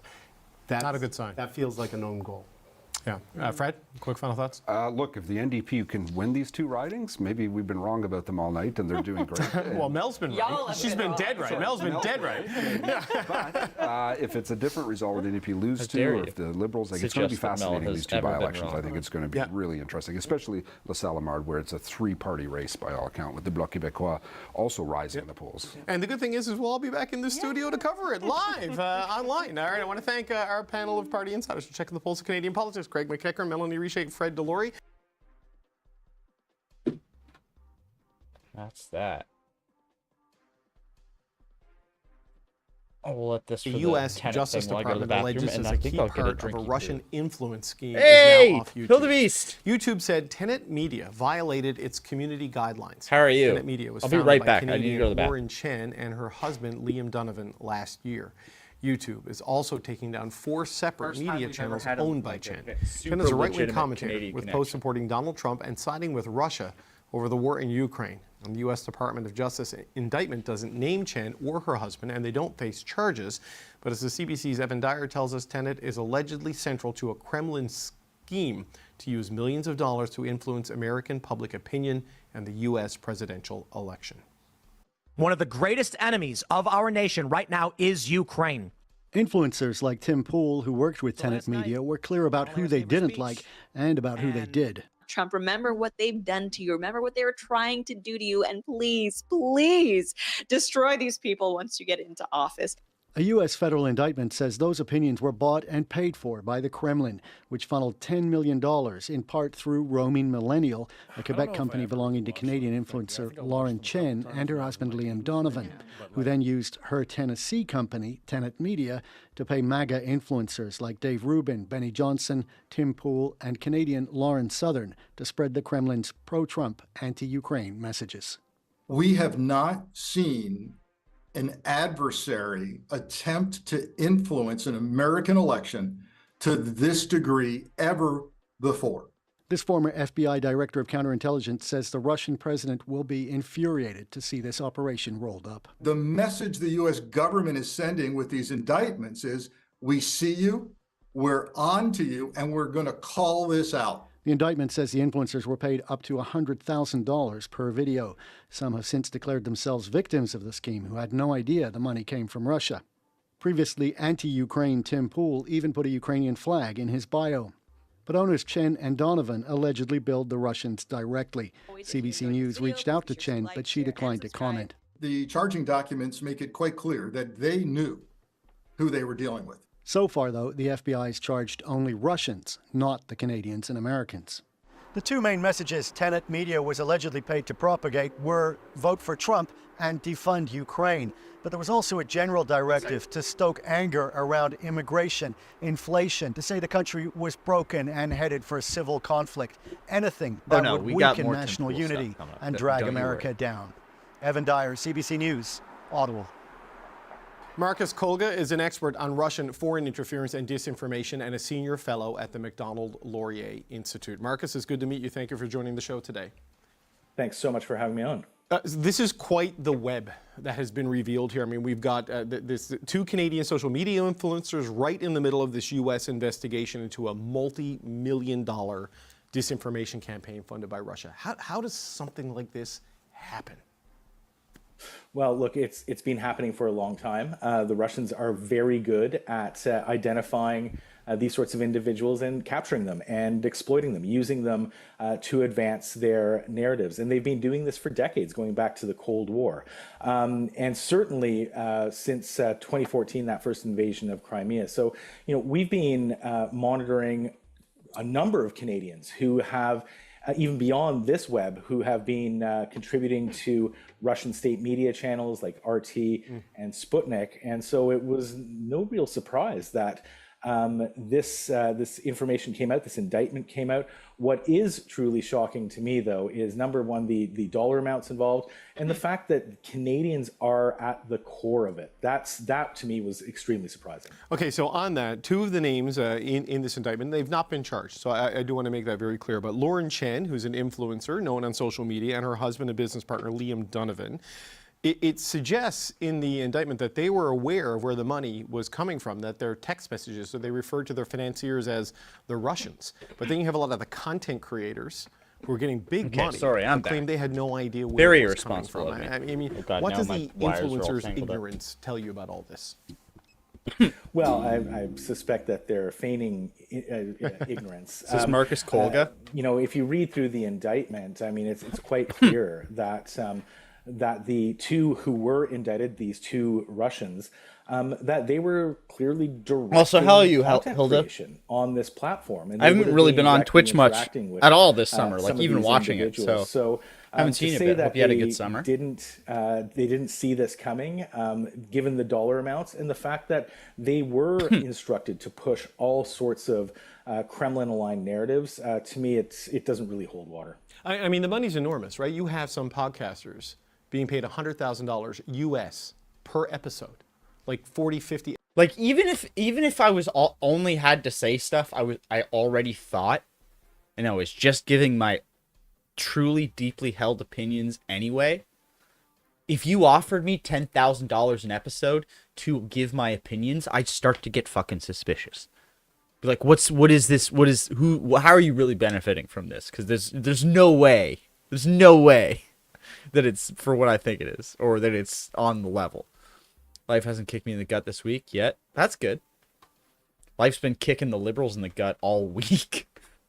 Episodes a year, a lot of it undermining Ukraine. This stuff is almost the closest thing to like a good news story for the Liberals, because the NATO and Western sort of defense in the war in splashes mud on the conservatives a little bit. Sowing of discord across the Western nations. Because a lot of them, I think Andrew Scheer follows Lauren Chen. Generally have two primary objectives, certainly going back the past 2.5 years. So the first one, as you mentioned, is basically pushing anti-Ukrainian narratives, anti-NATO. I want to actually watch, because Ben Shapiro interviewed the kinds Tim of Poole. narratives that might erode public support for Ukraine.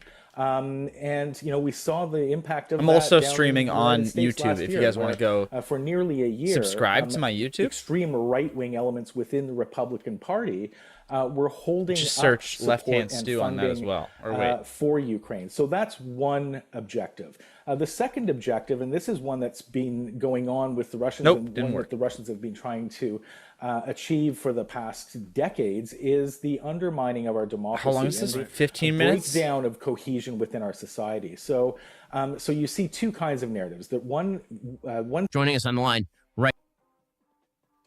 The other, it's directed right now is Tim Poole. He is host of Timcast IRL, CEO of Timcast.com, and host of the Culture War podcast. You can see that over at his YouTube channel. Tim, thanks for joining the show. Great to talk to you.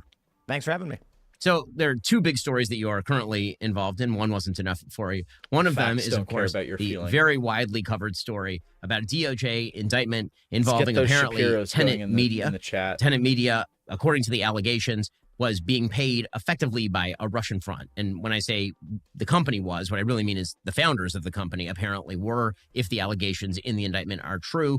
And all the media ran with was that because you are a host whose show is posted at Tenant Media, that this must have implicated you or Dave Rubin or Benny Johnson. Why don't you give us sort of the rundown of what's going on here? Yeah, the simple version is the Culture War podcast existed well before Tenant Media or any licensing agreement. We had the show. So I've got multiple YouTube channels. One is youtube.com/Timcast. That was my original channel where I used to host a 4 p.m. half an hour podcast.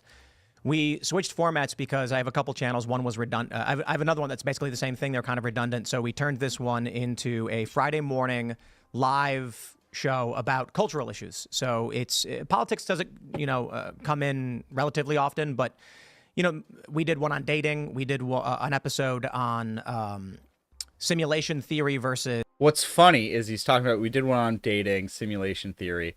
Let's go to his YouTube.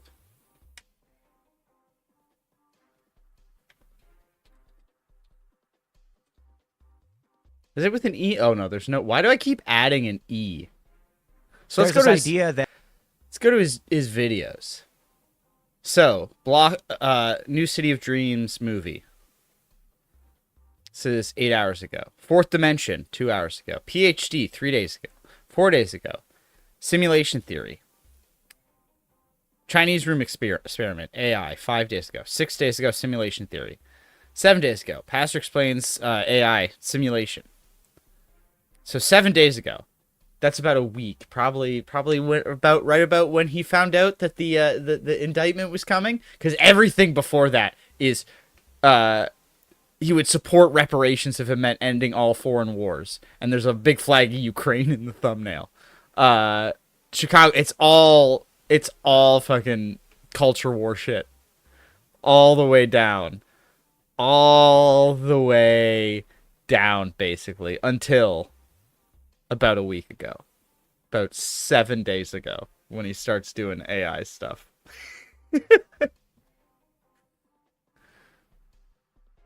See, Joe Smith, you put the E there too. There's apparently no E, which I don't know why. I always think there's an E there. Religion, so it's not. But I'm glad I'm not the only one. That show was licensed for principal broadcast, non-exclusive to Tenet Media. Wonder what that sounds like at 1.25. The show exists still to this day, and it will be at youtube.com/timcast on Fridays. So also, how's it going, Joe? With this story, we're hearing that these allegations, it's kind of crazy. I mean, Lauren Chen, I guess she's been fired from the Blaze. I don't know a lot about what's going on. In fact, I think I only talked to her a couple times this year. For me, we had an existing show that a new show we had launched, had been up for a few months. We hosted people like Vivek Ramaswamy on it, and we were preparing to engage in sponsorships, and they were getting hundreds of thousands of views per episode. And we decided to license it out because Lauren contacted us and was saying, we'd love to license something from you. And I said, did you just have Magic the We're Gathering cards an independent behind company. We have our own members and sponsorships. And then it took quite a while, but long story short, drunk speed. We agreed. Yeah, what's it at like just listen to it at 0.75 to a non-exclusive broadcast license, which meant that we own the show. The show is owned by the Culture War Company, which is its own company. We own distribution rights. 0.5. We own audio distribution rights. Everything about it. They just effectively paid for a license, which would have it appear on their YouTube channel Friday mornings at 10 a.m. And with that, they got to use my likeness and things like that. And so now with these allegations, I don't know what's going on there, but I don't know if you want to ask any questions so we can elaborate. Yeah, I mean, I think the only questions that, given the media coverage, I think the question that people in the media are pushing, at least, is the idea that there must have been some sort of outside, external Russian control of your show. Maybe you want to address how you do the editorial at your show. Was Lauren ever... Yeah, there's no way there's any Russian control. Where's that one video of him getting so goddamn mad? I've watched it so many times.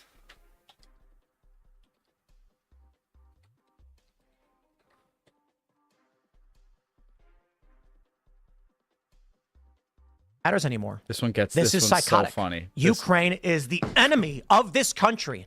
Ukraine is our enemy, being funded by the Democrats. I will stress this again. One of the greatest enemies of our nation right now is Ukraine.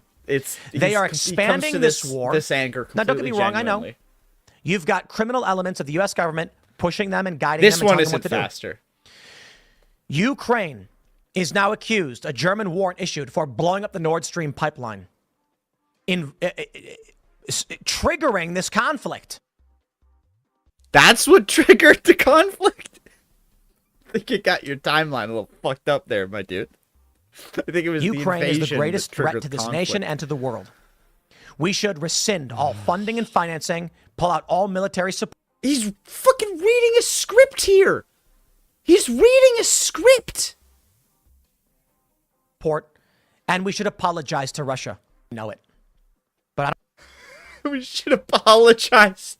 We should maybe Germany might get an apology. Sorry, your pipeline got blown up. These things happen. There's a war.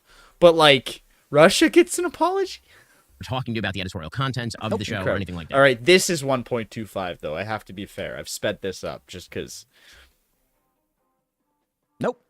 So it looks like he's looking ahead. And it's kind of crazy. I've known her for a long time. So when she said that she was launching a company, she had investors. I'm like, okay. I mean, I hear that 50 times a year. And in the podcast space, we just heard that I think Travis Kelce is getting a $100 million contract. So these numbers that's where. You're not dating Taylor Swift. You're not a former star NFL. I don't know what position he was, but I was going to say quarterback, but I know that's not right.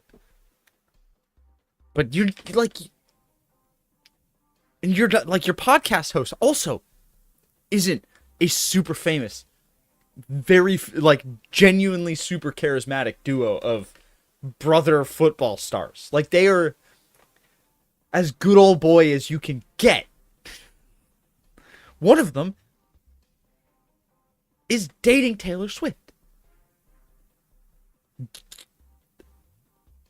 You're not them. Of course they're getting $100 million. Honestly, it'd be like if he had compared himself to Two Bears, One Cave, it'd be an insane comparison. Where they're at. I think people don't realize how big the podcasting space is and the revenue that you generate from sponsorships. The and logical memberships. end result so it is for seems Dylan kind Burns of, to invite Tim Poole mundane to Ukraine to a certain and extent. A lot of people think these numbers are huge. Oh, that'd be great. That'd be great. Just, we could bring back like, you know that show Manhunter? I don't even know. Ooh, not Zero. Thank you for the follow. And they didn't play it twice. I think we fixed it. Thank you for the follow. We do have to still. Well, maybe that's. Ooh. Joe Marin, thank you for the follow. Well, maybe that's where he's been wearing a wire under it this whole time. You ever think about that? That's why he's always wearing it, because there's a recording device snuggled underneath it.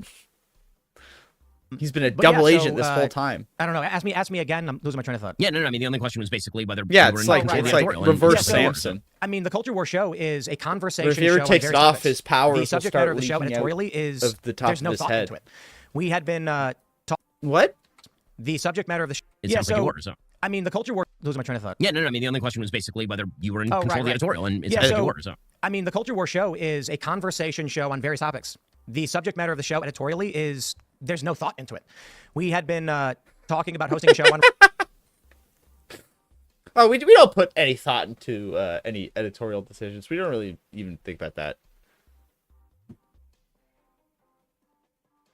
Excuse me? That's not something you want to be saying out loud, even if it is true. And simulation theory and AI. So I talked to my booking seems agent. like said, you maybe can we find put a guy a little who bit talks of about thought AI and into that simulation and do a 2-hour conversation. in the past week. That's the gist of it. That's how the show was produced. The first episode that actually appeared on Tenet was about skateboarding.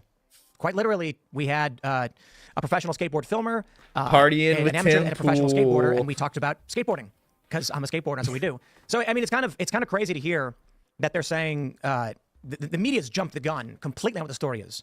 The DOJ indictment literally says that commentators were deceived, that there was a rather sophisticated plan to manipulate the commentators of the platform so they wouldn't know what was going on. And I can say on my end, everything that happens here goes through our legal team, and we have multiple lawyers. So when someone reaches out to me and says, "Hey, we want to do we have sponsorships," and I don't know who these companies are, and we're a company with like 40 employees. And so when someone reaches out to us, I say, "Great, cool, someone handle it and talk to the lawyers." Wait, this one's my favorite. I need to pull something up.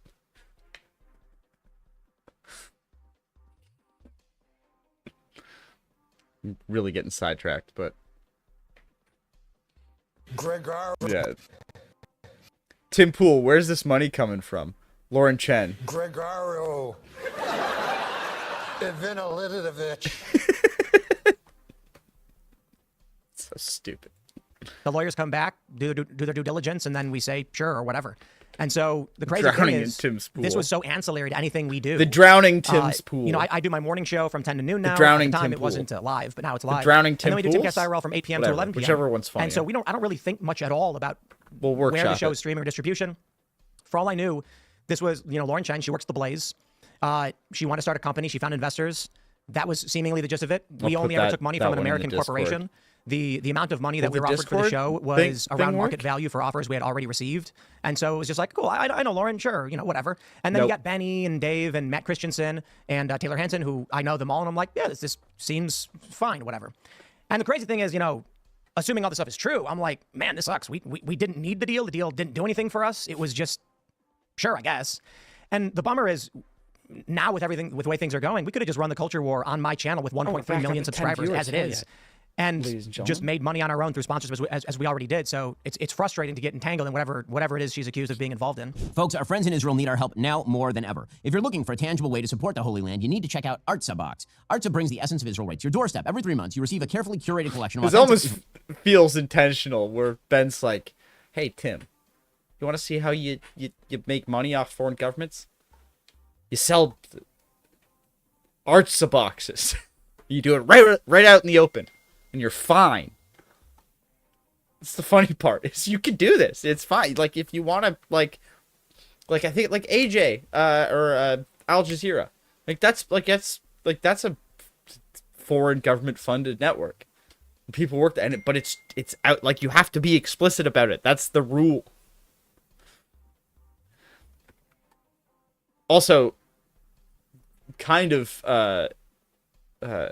worrying that it's seemingly Israeli businesses are resorting to the same kind of tactics like that the local restaurants and farms in Wakefield had to resort to during COVID to get by. Israeli products, a treasure trove of handcrafted gifts, beautiful artwork, delicious foods, aromatic spices, and more. It's like taking a journey through the land of the Bible without even leaving your home. Here's why Artza is really special. With tourism at a Holy standstill, Land many loot Israelis boxes. displaced, your subscription directly supports small businesses and Ben charities 10 in is Israel. so You're not just funny. getting amazing products, you're providing a lifeline to real people who are struggling right now. Each Artza box is designed to connect you with the rich history and culture of Israel. Let me tell you, it has become a favorite in the Shapiro household. My kids love exploring every new box that arrives, learning about Israel's heritage, tasting the flavors of the Holy Land. It's great stuff. Use code BEN10 at artzabox.com for 10% off any subscription plan. It's a beautiful gift for your family. It's a great way to deepen your connection to the Holy Land. Most importantly, it's a blessing for the people of Israel when they need it the most. Head on over to artzabox.com right now. Use code BEN10 for 10% off. Trust me, you'll love what you receive. It will make a real difference. That's artzabox.com. Promo code BEN10. Support Israel. Ben 10 Shapiro. Your Artzabox today.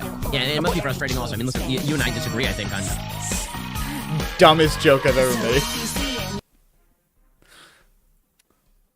some of the elements around the Ukraine war, but the idea I had that's fun, been put though, forth so by the that's media what is that matters. somehow you were being paid directly by Vladimir Putin in order to express those views, and that therefore anybody who disagrees with sort of the Democratic take or even the sort of moderate Republican take Although I on this don't think must be paid by Russia. That, of course, is Ben an was absurdity, getting and I think it is wrapped into a broader $100,000 for narrative hawking the that seems to be Artza ramping up boxes, just in to be time for the clear. election, which is that Russia's going to interfere in the election on behalf of Donald Trump, and that everybody on the right is in some form or fashion working for the Russians, which is why they're for Donald Trump in the first place. Yeah, here we go again. I mean, my views probably align more with the Libertarian Party.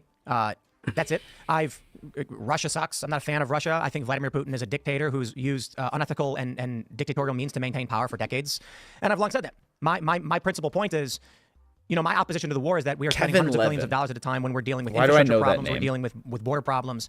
And now with the clip they're circulating right now is my exasperation and outrage to hear that with U.S. resources, not weapons, but with training and things of this matter, Ukraine's invaded Russian territory, pushing us to the brink of large-scale international conflict, which terrifies me. And so that pisses me off. That being said, Russia should never have invaded Ukraine. Russia was wrong to do it. They lost the soft power battle, and they're resorting to desperate tactics to do it. And then we find ourselves entrenched in some conflict because of Ukraine. They're posting these things about, I remember when I was with you guys, I supported Ron DeSantis early on, 21 or in 2022, until things started to shift. I felt like Ron wasn't going to be able to win. Now they're acting like that was all of a sudden I got paid to change my opinions. And this is the unfortunate thing. The ultimate smear is the revenue that we were paid through the licensing deal was inconsequential to my lifestyle, to the bottom line of the company. And we've actually never done anything with it. I would say the overwhelming majority of the money is just not gone anywhere. And then, we have people tweeting at me like, give the money back or whatever it is. Like, dude, let me put it this way. We're talking to our legal team. I can say that I just announced I've been contacted by the FBI as a victim of a potential victim in a crime. They have stated that I may sure have that's information what they relevant to said, an ongoing Tim. investigation and requested a voluntary interview. So, engaging with counsel, we are going to provide assistance in whatever. There's we a can. non-zero. Okay, I just realized something that's so funny to think about. There's a non-zero chance that somewhere in an FBI field office in the U.S., possibly in Texas, there's a cork board with Tim Poole's name on it, and that's so goddamn funny. Or not even just his name, a cork board with his picture on it. As we all know, once your picture's up on that cork board, you're in trouble. Tim and these other bozos have generated so much damage through their right-wing rhetoric. I don't feel sorry for them. It's so, because it's like, how did you not ask any questions about where this money was coming from? Sure, Lauren Chen wants to, invest, but where's that money coming from? I'm sure at least Travis Kelce asked where the $1 million deal was coming from, where that money was coming from. That's about it. I mean, it's they say it's like an arm's length deal. That's what it's always referred to. And I'm like, man, I don't even know what that means. I know that we had a show that already existed that talks about video games, dating, culture, some political issues. We had an Israel-Palestine debate, and we licensed it for publication, non-exclusive. Like that's the crazy thing. It's like it was not even an exclusive show. It's non-exclusive. We published it other places. We own the rights for all of it. Double dipping. And so now we get entrenched in whatever this is. And I'm just like, nah, I don't have anything to do with this. I don't know what it is Lauren Chen was doing. I'm quite perturbed by the allegations. Perturbed? I don't know what's not to be true, but I'm pissed. So that's one story involving you. The other one is that you are suing Kamala Harris. The Kamala Harris campaign put out a tweet that it really is an absurd tweet. I mean, that one almost seems like, in retrospect, seems like it was bait to like try and get him to sue, and then they get like discovery as like a double prong attack. Put out a tweet effectively saying that you were calling for violence, or that you were saying that Trump should actually arrest people or execute people based on whim. If you watch the clip that's posted, that is 100% not what you are saying. In fact, what you are saying is that if there are people who are guilty of crimes, then it's what Trump the other should use his DOJ to go after saying. those people. And then Laura Loomer, who was on your show, suggested that maybe if they're guilty of treason, they should be executed. But even with that statement, the presumption would be that there'd be some sort of judicial process, and I think that it's a pretty large stretch of the imagination to think that we're going to get to the point where people are tried for treason in the United States and then executed. It's been a little while since we've done that in any case, but that's not what the Kamala Harris tweet said. The Kamala Harris tweet suggested that you believe that basically Donald Trump should be given dictatorial power to kill his enemies. Right. So it hit a bunch of points. It said I was a Trump operative, which I don't know. I'm implying I'm paid is not true. It said their Project 2025 plan. I have nothing to do with Project 2025. And then it said that we were calling for Trump to have unchecked legal authority to jail and execute anyone who won't support him when he wins, or if he wins or whatever, which is crazy because I oppose the death penalty. I am adamantly opposed to the death penalty. And the actual clip, they cut it short. But the actual full context was the Federalist Sean Davis had made a statement that day or the day prior that he wants to see a list of Democrats who are going to be criminally charged when Trump gets elected. My point was kind of walking that back. Like, we don't want to come out and just say, go arrest Democrats. And then Laura Loomer ran right on ahead with it. Like, I'll put it this way. When he says he wants a list of Democrats, my point is this. Are there some Democrats who should be criminally charged? Yes, because they committed crimes. I am not saying Democrat voters. I am not saying all Democrats. I am saying certainly there are people aligned with the Democratic Party. I believe that there was that lawyer who was criminally charged over the Carter Page incident. These people exist. Donald Trump will need an AG, a deputy attorney general, and head of the FBI who are going to launch investigations. He might be in a lot of trouble. Real evidence of these crimes. All of them have warrants. There will be trials in front of the world to prove the crimes they committed, and then they can be sentenced. My point is it's not a point of origin for me to say, but then hey, Trump, there's the other part where it's not like they might have actually thought that their opinions were worth $100,000 an episode. Hey, you're calling for the arrest, but we have to make sure if that's the case, these people are actually guilty of crimes. They've actually faced trial. And then to actually be that surprised that I would if call for the genuinely execution of people who wouldn't support Trump. I don't believe there is anything more extreme you could accuse a person of doing, saying, or of views they held. That is the epitome of extreme statement. To claim that I was advocating for what is tantamount to genocide is an extreme lie, and that's why we're taking immediate action. And I engaged my legal team and said we're going forward with it. So we're in the preparation phase, but we're moving quickly. So Tim, what remedy are you seeking from the Kamala Harris campaign? I assume obviously a takedown of the tweet, but what else? Well, we're not there yet. My lawyers are not there yet. I think it's premature for me to say all of exactly what the remedy is going to be, and I have to confer with my lawyers on that. But I don't know how much I can say considering my lawyers are currently working on it, but we are going over paperwork, and once we have something finalized and it's filed, then everyone will know exactly what we're saying beyond the, hey, you can't accuse someone of these things. This is crazy. We'll see if he Tim, makes good really on that. Appreciate taking the time. I know that things are very, very busy Statement over there. about going and, over the paperwork honestly, to sue the media Kamala coverage Harris of campaign. all of this is quite absurd when it comes to you. So, I feel for you, my friend. Are you tired of the lies and the twist of the mainstream media talking points? All right. Oh, yeah, no, I just watched that, but let's go back, because it's fun. Because I watched it so many times when it first happened, because it's just... It's so good. It's so funny how angry But I don't know he that it gets. matters. Know it. But I don't know that it matters anymore. I don't know that it matters anymore. This is psychotic. Ukraine is the enemy of this country. Ukraine is our enemy, being funded by the Democrats. I will stress this again. One of the greatest enemies of our nation right now is Ukraine. They are expanding this war. Now, don't get me wrong, What I a know. fucking You've got Weasley criminal little elements of the U.S. liar, government dude. pushing them and guiding them and telling them what to do. Still lying.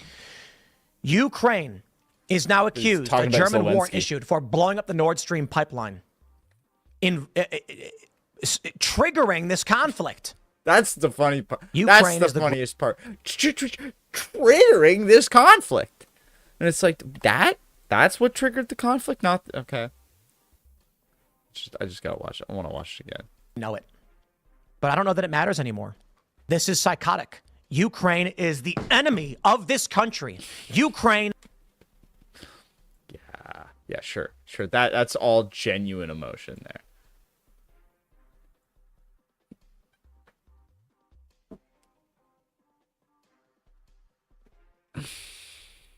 Do we want to read through this? Because you guys all by now are caught up to this, all right? But is there anyone here who doesn't know what this story is, what the tenant media stuff is?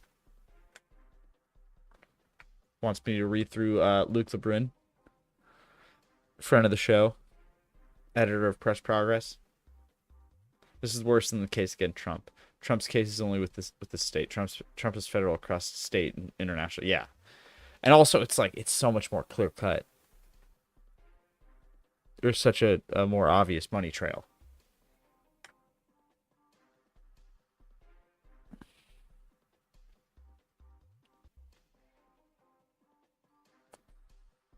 Do I read through this?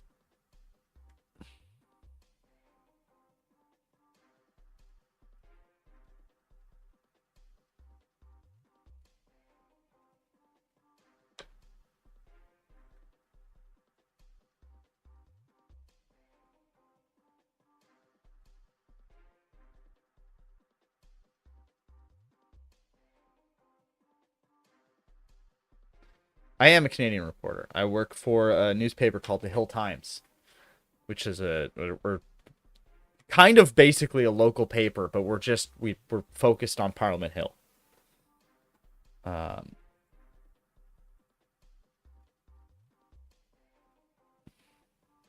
This is my my outlet. Oh.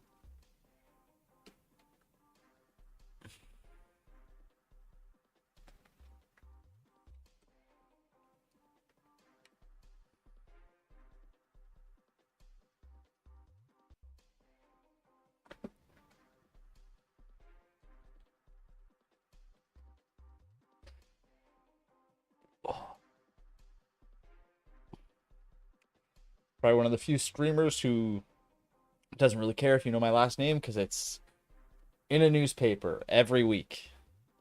Not to brag, but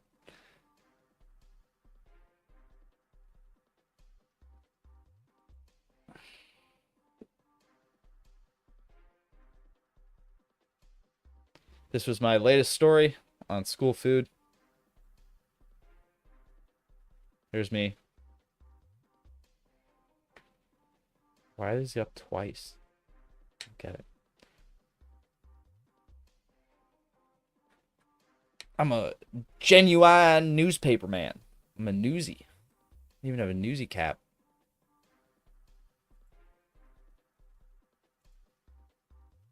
Oh, that's what I was going to do. I was going to show you the sick shit I got at Medieval Times. 1 second.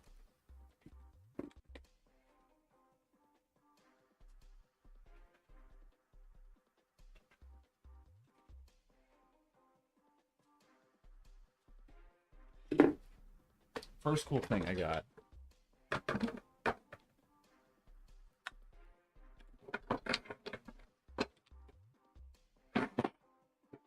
Uh-oh, it's this bad boy. Genuine drinking horn. And it's like pretty solid metal or plastic, obviously. But take a beating. Got a nice little strap there. And of course a stand so you can like sit it down, but like you can't really set it down when there's like liquid in there, which is sort of the point of a drinking horn. You can't set it down until you're done your drink. And then the other cool thing I have, and for any Twitch, oh, you couldn't see it? This. A drinking horn. I've had a big ass beer out of this. Don't ask me how much I paid for this because I'd feel embarrassed, but I don't regret the purchase at all. I just don't want anyone to know how much I paid for it. And then the second, yes, that's, I mean, if I wasn't streaming right now and I sort of needed my hands, yeah, we'd be drinking a rum and coke out of that. And then the second cool thing I got, and for any Twitch mods who are watching, this is a replica. It is not a weapon. Got a little mini samurai sword letter opener. It's sticky. So now I just need to get more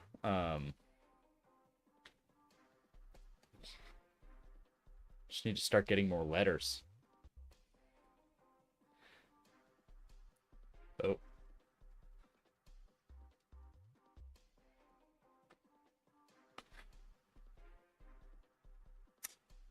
That one also comes with a stand.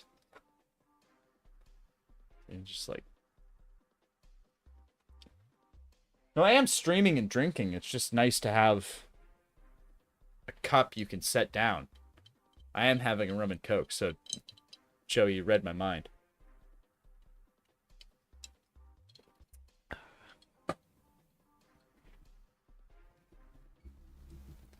Rum and cokes are the best. As everyone knows.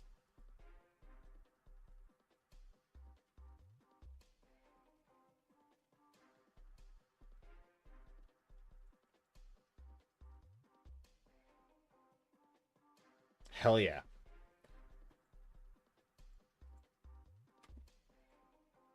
Rum and Coke, the official. Whoa, it's rum and Coke or no, rum and Coke is the official drink of the Left Hand Stew stream. Honorable mentions to the Caesar. Last night I went to bed really early. I was just all tuckered out, so I said I don't goodbye really moon, and I snuggled on into bed to catch some Z's. Little did I know that while I slumbered, we'd all been paid a visit by someone very special. And I'm not talking about Santa Claus, but I am talking about another man in a red shirt.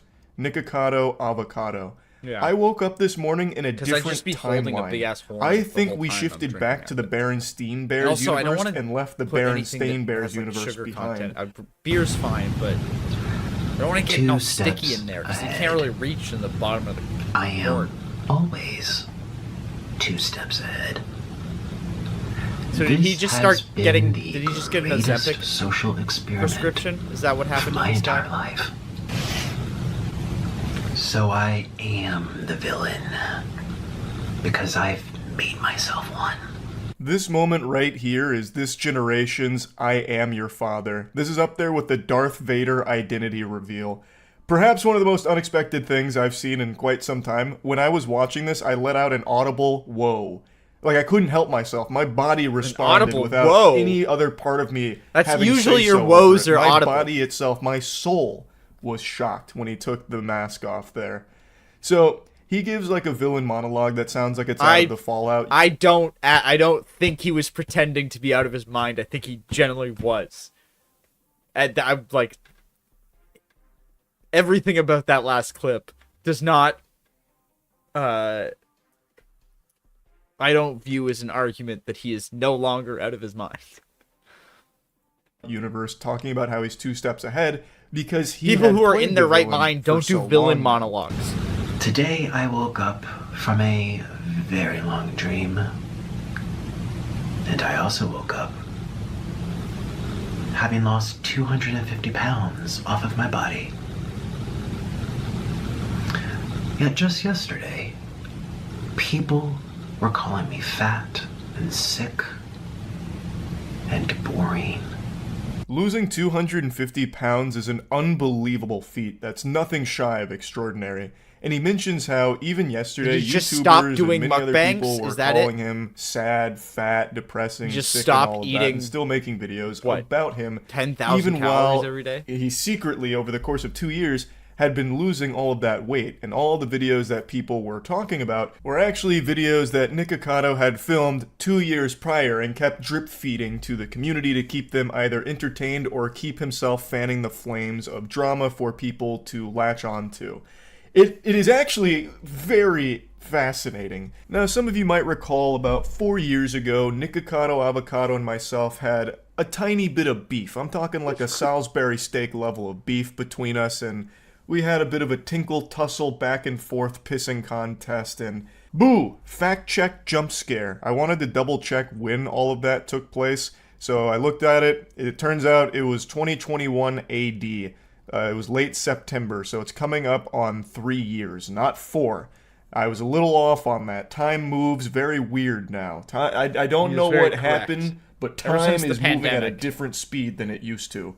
After all that drama, I had actually kept up with Nick Ocado, Avocado, occasionally just tuning in to check and see what's going on. I made a video like a year ago on a piece of content that Nick dropped where he actually did talk about a weight loss journey that he was going on. Nothing has happened. I've kind of just been cheering him on from the sidelines ever since then, just hoping that he'd follow through on that and just to see where it all goes.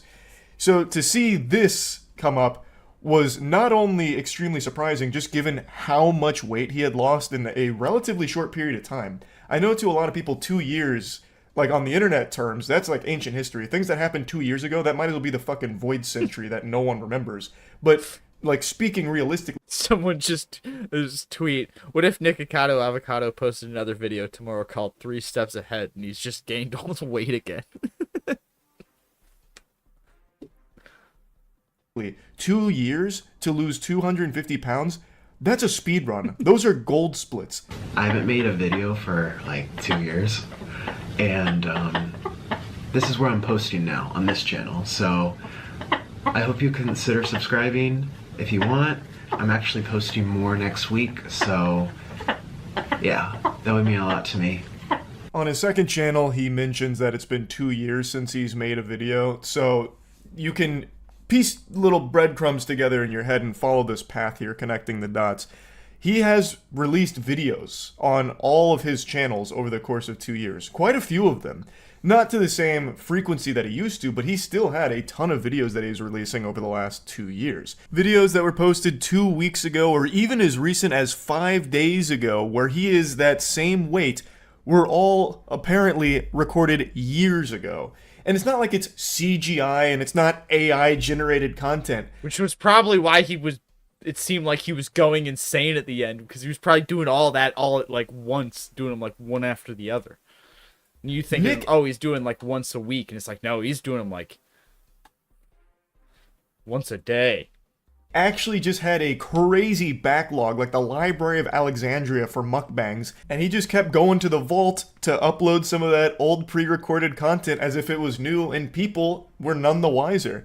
I even went through these 2 videos here in particular just to see if I could find like a date somewhere on like his phone, or when he went to the Heart Attack Grill, like maybe like a calendar sticking on a wall, but I didn't see anything. Maybe I missed it. I did kind of go through it like 2x speed, so maybe it like flashed by really quick and I just didn't see it. But I do believe him that these were recorded years ago, because that's the only logical explanation for how he is 250 pounds down right now, yet 5 days ago he has a video at the Heart Attack Grill where he's still like 400 pounds or whatever it was. Dude was playing chess while the rest of us were playing checkers. He played us like a goddamn violin, and Nick loves the violin. Many of you might not remember this from the Nick Expanded Universe, the lore, but he was actually an incredible violin player. He was more decorated than like Captain America in terms of accolades when it came to this. Like in his field of violin, he was a very well-regarded, talented player. And he came out here and just fucking Gangnam styled on us. He really did play us like a sweet melody on that instrument. It was a long 8 years, wasn't it? I know you're not. It was a long 8 years. And I didn't think that you're none of this. It would have gone this long, but it did. And it was like a bad dream that, yeah, it was like a really bad dream that we were waiting for it to be over. And it's over. It was just a dream. He doesn't exactly look healthy now. Like the Full Metal Jacket look is not great either. And I know I'm not super, I don't have a lot of meat on my bones either, but like I'm not, this is not a healthy weight either. There's gotta be a healthy middle. For a long time, Nick became I didn't go from synonymous 400 with to this. I've just breakdowns always on been this. camera. Nick and breakdown went together like a peanut butter and jelly sandwich, and that's something people talked about a lot, but then always talked about how it was always fake for views and drama and controversy. I have always somewhat believed that... Because, like... How did no one see him? Did he literally just do, like, an anime training arc and, like, just, like, went to an island and fought like, how did he do... Like, that's nuts. Like, don't YouTubers, like, interact and stuff? There was always an element of truth to some of the things Nick was saying. I really do believe that Nick was miserable with what he was doing, but felt like he had to keep doing it because that was his source of income. That was his livelihood.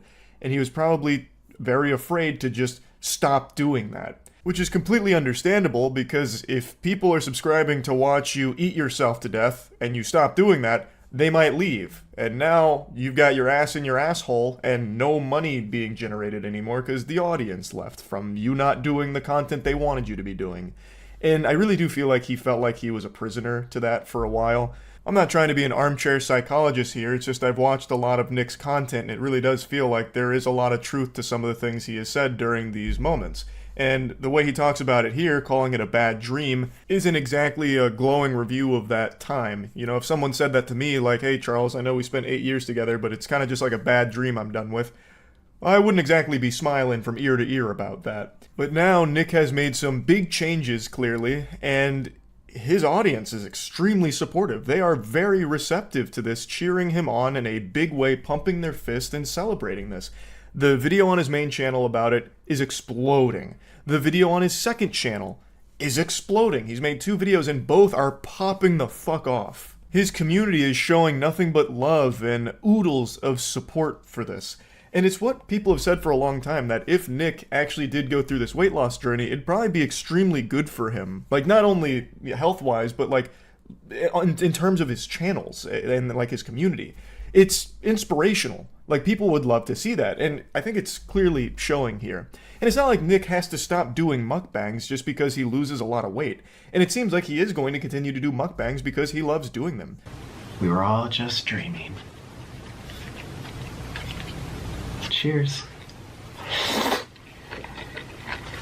And I love being a mukbanger. I love food. I like eating food. And I like being here. So let me know what you think. Just because he's lost 250 pounds doesn't mean that he's washed and you need to hang the jersey in the rafters and retire his jersey number. You know, like, he can still keep doing mukbangs the same way he was before, but now in a healthier place. And like I said last time when he had lost, I think it was like 89 pounds at the time, he seems happier. Like, I'm not his therapist. Like, I don't know Nick personally, but just from what comes across in the content, he seems happier at lower weights. Like, in the content where he weighs less, he actually just seems like a happier person. The Man vs. Food guy. At least that's the impression I get watching it. So it's really something to celebrate here with what Nick has been able to accomplish. And I really am happy to see that the reception to it has been overwhelmingly positive. It is incredible work. This is an effort that is...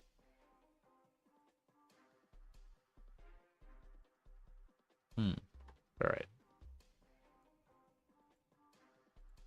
What time is it? 12:04.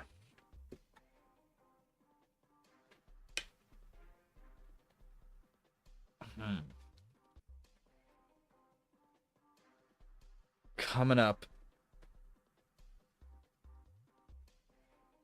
on 4 hours. I think I might just call it a night, ladies and gentlemen. I'm exhausted. I gotta do some work tomorrow. So, who's online that we can raid?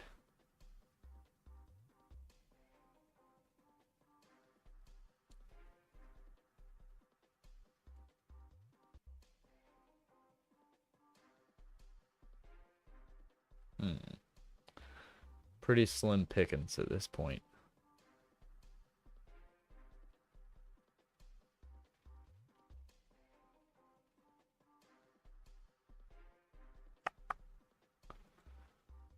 You know what? I think we'll just end her there. Yeah. Yeah. All right, ladies and gentlemen. Thank you very much for stopping by. It has been a pleasure. Really appreciate y'all hanging out and sticking with me and not abandoning me while I took my summer off. What can I... There should be like music.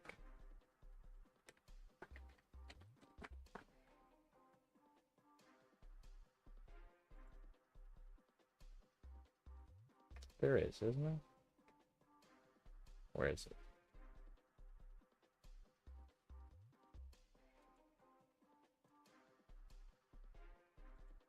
No, not this one.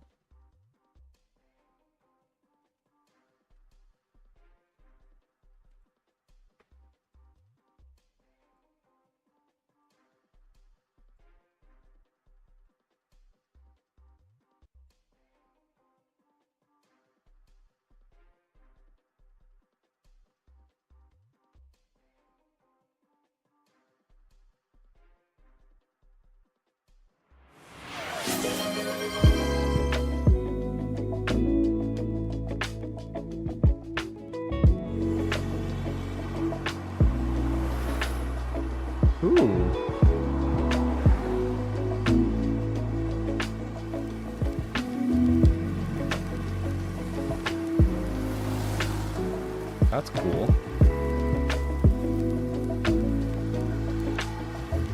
I like that. That's sick.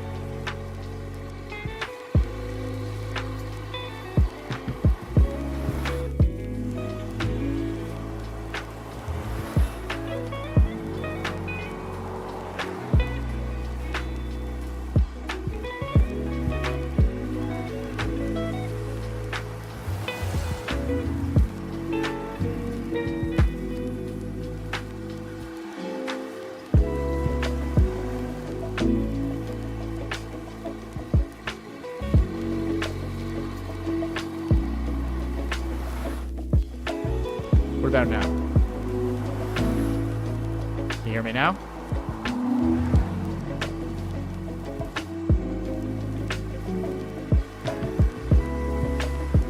There we go. All right.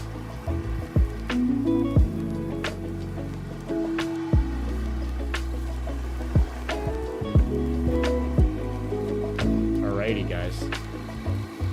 Thank you very much for hanging out.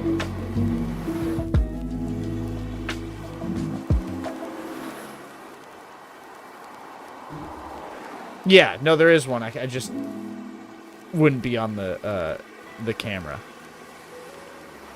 Because I can also do this. Just not be here.